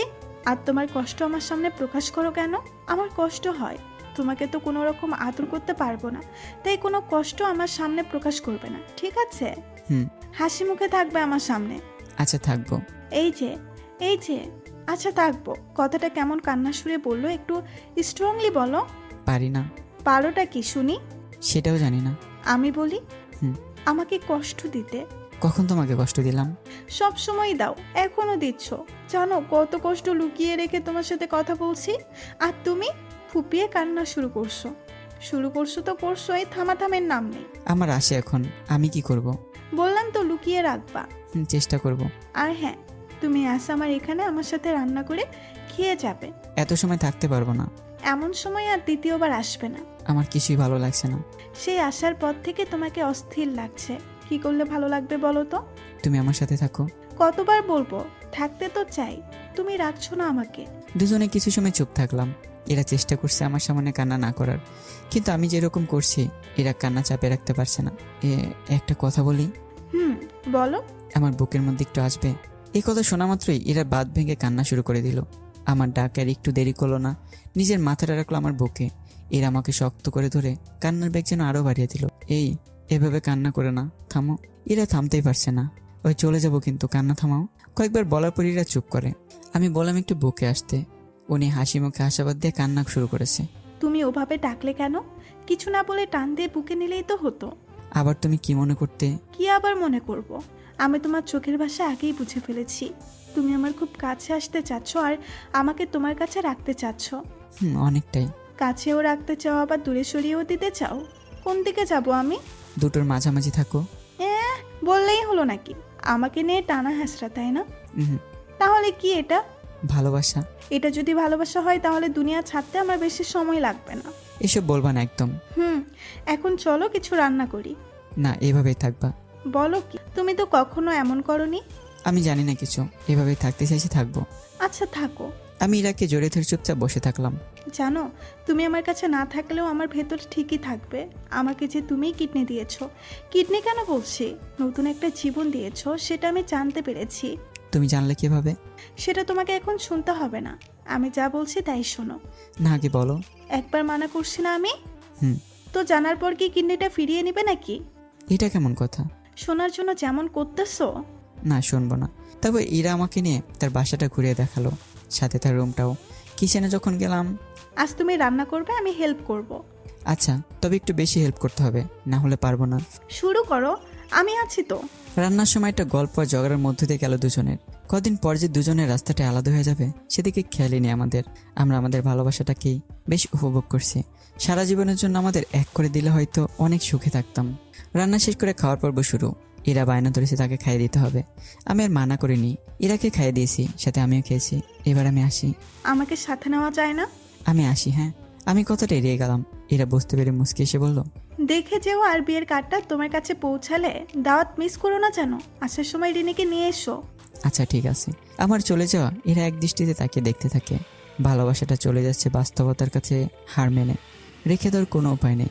সেদিন সন্ধ্যায় ফিরে ইরার বাবা মা ইরাকে জানায় 2 সপ্তাহ পর বিয়ে। পরদিন থেকে ইরা আর রুশের পরিবার বিয়ের প্রস্তুতি নিয়ে ব্যস্ত হয়ে পড়ে। আমি ইরার সাথে কথা বলেছি 1 সপ্তাহ হয়ে গেল। তারপর থেকে দুজনের মধ্যে আর কোনো কথা হয়নি। ইরা ফোন করেনি, তবে বিয়ের কার্ডটা আমার কাছে পৌঁছে দিয়েছে আজ। সেই কার্ডের মধ্যে দিয়েছে বিশেষ একটা চিঠি। এদিকে আমি বিয়ের কার্ডে ইরা রুশের নামটা দেখে মুচকে হাসলাম। আমার পাশে বসে থাকা আমার বোন রিনি জিজ্ঞেস করে, এটা কি ভাইয়া? এটা বিয়ের কার্ড। ওই যে তোর ইরাপু আছে না, তার বিয়ে। এটা আপুর বিয়ে? আপু না তুমি বউ? কি বলিস এগুলো? আপু তো তোমাকে সবসময় তাই বলতো। আপু বলতো তারপরে শেষ হলে সে আমাদের সাথে থাকবে। আরে মজা করে বলেছে। মজা করে বলিনি। বেশি পাকনামো করিস, হ্যাঁ? আমি কার্ডটা হাতে নিয়ে নিজের রুমে গেলাম। কার্ডের ডিজাইনটা এক পলক দেখে ভিতরটা খুললাম। সেখানে এক টুকরো কাগজ পেলাম। কাগজের টুকরোটার ভাঁজ খুলে দেখলাম তাতে কিছু লাইন লেখা। প্রথম লাইনে লেখা, প্রিয়, ভালোবাসা নিও, আশা করি ভালো আছো। আমার আর বুঝতে বাকি রইল না এটা ইরা ব্যক্তিগতভাবে লিখে দিয়েছে। কাগজের টুকরোটাতে ভালোবাসার মানুষটাকে একটু ভিন্ন রকমভাবেই দাওয়াত করেছে এরা। বিয়ের 2 দিন আগে আয়ন কল করলো। কিরে, কেমন আছিস? ভালো, তোর কি অবস্থা? এই তো চলছে ইরার বিয়ে। হুম।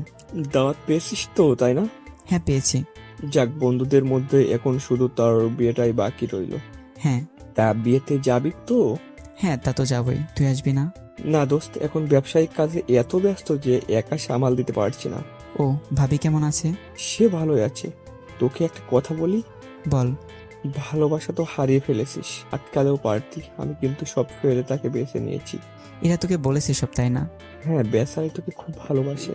আমার জায়গায় তুই থাকলে বুঝতি তোর ফ্যামিলি সাপোর্ট আছে, আর আমার ফ্যামিলিটাই নেই। আমি আর কথা বাড়ালাম না, 2-1টা কথা বলে ফোন রেখে দিলাম। পরদিন ইরার হলুদ সন্ধ্যায় আমি গেলাম না। বিয়ের দিন সকালবেলা বোনকে রেডি করে দিয়েছি। দেখ, জামাটা সেই লাগছে কিন্তু। হ্যাঁ, কোথা থেকে কিনেছো? কাল বাসায় আসার আগেই একটা বড় শপিং মলে গিয়েছিলাম। ওখান থেকে শপিং মল কি? তোকে একদিন নিয়ে যাব, অনেক বড় দোকান। ও চিরুনি নিয়ে আয়, তো চুল ঠিক করে দেই। ভাইয়া, কি? আপুর জন্য কিছু নেবে না? নিতে হবে না। বিয়েদের তো কিছু দিতে হয়। সেটা আমি দেখব। ইরাকে কিছু দিতে মানা করেছে, সেটা সে কাগজে লেখা আছে। ইরা বলেছে কোনো স্মৃতি সে ধরে রাখতে চায় না, তাই আজ খালি হাতে দুজনে রওনা হলাম বিয়ে বাড়িতে।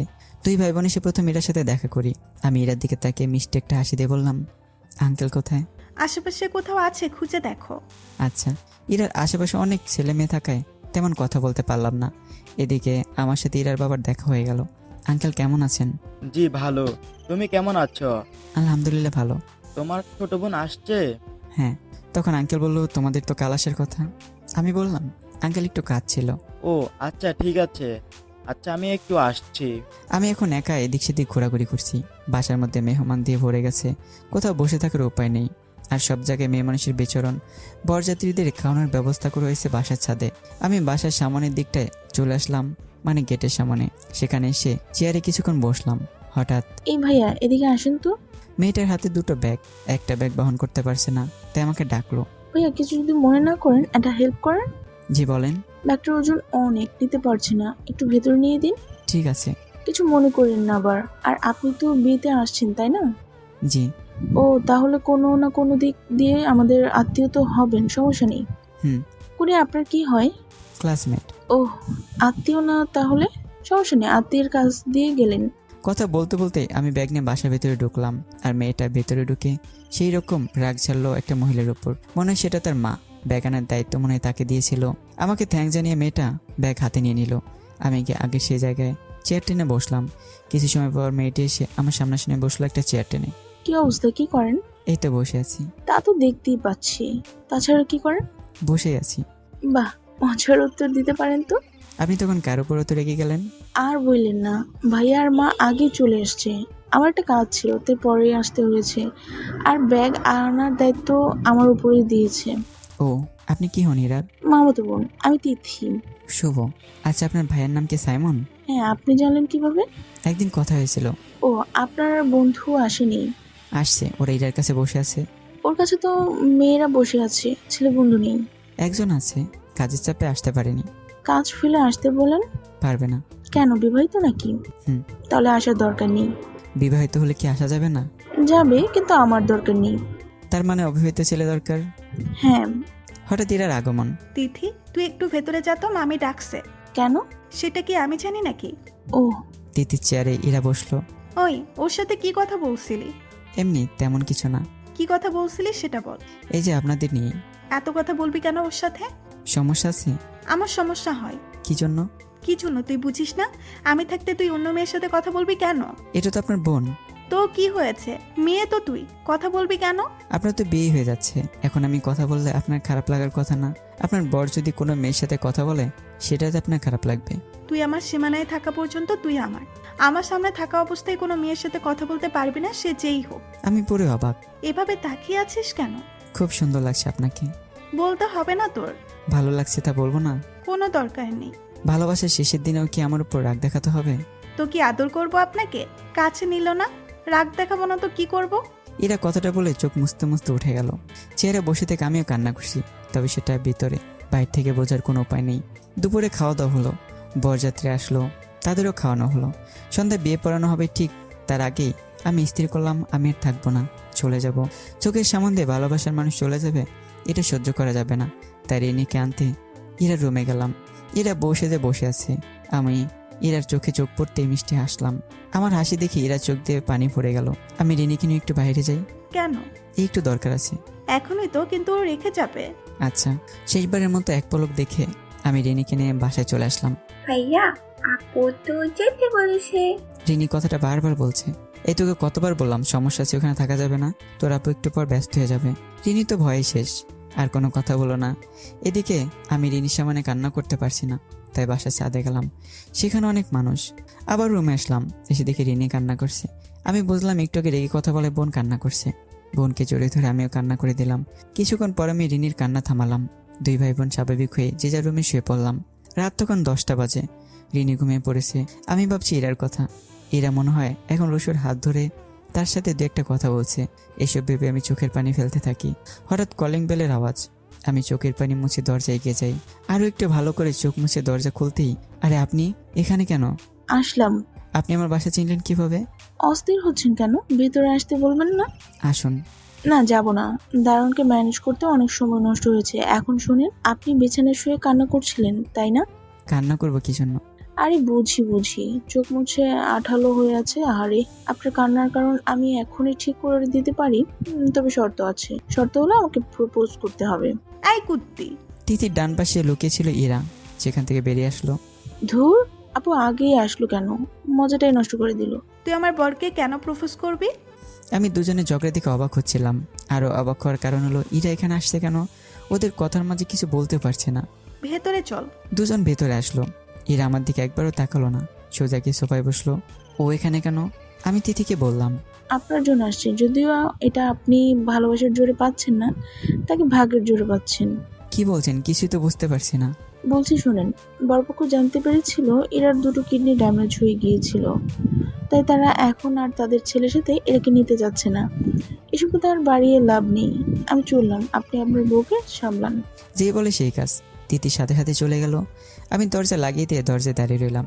আমি বিশ্বাস করতে পারছি না ইরা আমার সামনে বসে আছে। আমি স্বপ্ন দেখছি কিনা তার জন্য চিমটি কাটলাম নিজের গায়ে, কিন্তু না, এটা স্বপ্ন না, বাস্তব। তিথি যে কথাগুলো বলে গেল সেগুলো ঠিক। আমি আন্দাজ করতে পারলাম বিয়ে বাড়িতে কি ঘটেছে, কিন্তু ইরার তো তার বাসায় থাকার কথা। আমার কাছে আসছে কি জন্য? আমি চুপচাপ দাঁড়িয়ে থাকা ইরাকে বললাম, আমি সব বলবো, কাছে এসে একটু বসেন। আমি এসে বসলাম। তিথি যা বলে গেল ঘটনাটা সত্যি, আর কথাটা আমি তাদের জন্য একটা মাধ্যম দিয়ে জানিয়েছি, আর আমি আমার প্ল্যানে সফল হয়েছি। কি বলেন এগুলো? অবাক হওয়ার কিছু নেই, এখন তোর খবর আছে। আমি কি করলাম? তুই আগেই রিনিকে নিয়ে আসছিস কেন? আমি যে মানা করলাম। আমার ভালো লাগছিল না তাই চলে আসছি।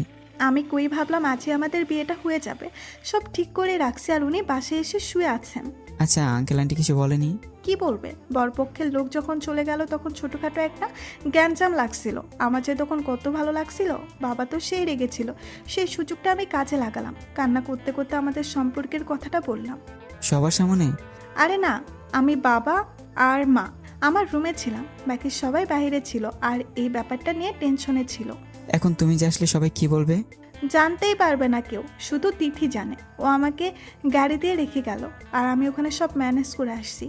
সকাল সকাল তোমাকে আর রিনিকে বাসায় যেতে বলেছে। এটা সত্যি? আমি মিথ্যে বলতে যাব কেন? ও শোনো, আমার এখন অনেক রাগ, তোর সাথে তুই করে বলবো ভুলেই গেছিলাম। বলেন। আমি তোর জন্য সব করলাম, তুই যদি আমাকে একটুও কষ্ট দিস তাহলে তোর খবর আছে। আর আর আমাকে তুই ভালোবাসবি, আদর করবি। আমি তোকে ভালোবাসতে পারবো না, আদরও করতে পারবো না। কেন? ভালোবাসার বেশি আবদার আমার, আমি যা বলবো তাই তোকে শুনতে হবে। তা না হয় শুনলাম। আচ্ছা, কাল আপনাদের বাসায় যেতে বলেছে কেন? কাল আমার আর আপনার বিয়ে, তাই। তাই বলে কাল? হ্যাঁ। আর একটু দেরি করা যায় না? লাথি খাবি কুত্তা, কত কষ্ট করে তোকে পেয়েছি, আবার অপেক্ষা করব তাই না? কাল বিয়ে, পরশু থেকে সংসার শুরু, তার আগে আসো একটু জড়িয়ে ধরে নেই। প্রথম জড়িয়ে ধরতে দীর্ঘ শ্বাস ছাড়লাম দুজনেই। তারপর শুরু হলো পাগলের মতো কান্নাকাটি। এরা বেশি কান্না করেছে। সে যে আমার বুকের মধ্যে আছে তবুও কেমন যেন করছে। ভয়টা অনেক ছিল আমাদের। এই শোনো, আর কান্না করবে না। কে শোনে কার কথা? কান্না করেই যাচ্ছে। এই থামাও, এখন অনেক হয়েছে তো। তুমি আমার সাথে কাল যাবে তো? যাবো। মানা করবে না তো? না পাগলি, মানা করব কেন? আমার ভয় হচ্ছে। একটু ভয় পেতে হবে না। তুমি যা করেছো সেটা শুনে আমি ভয় পেয়েছি।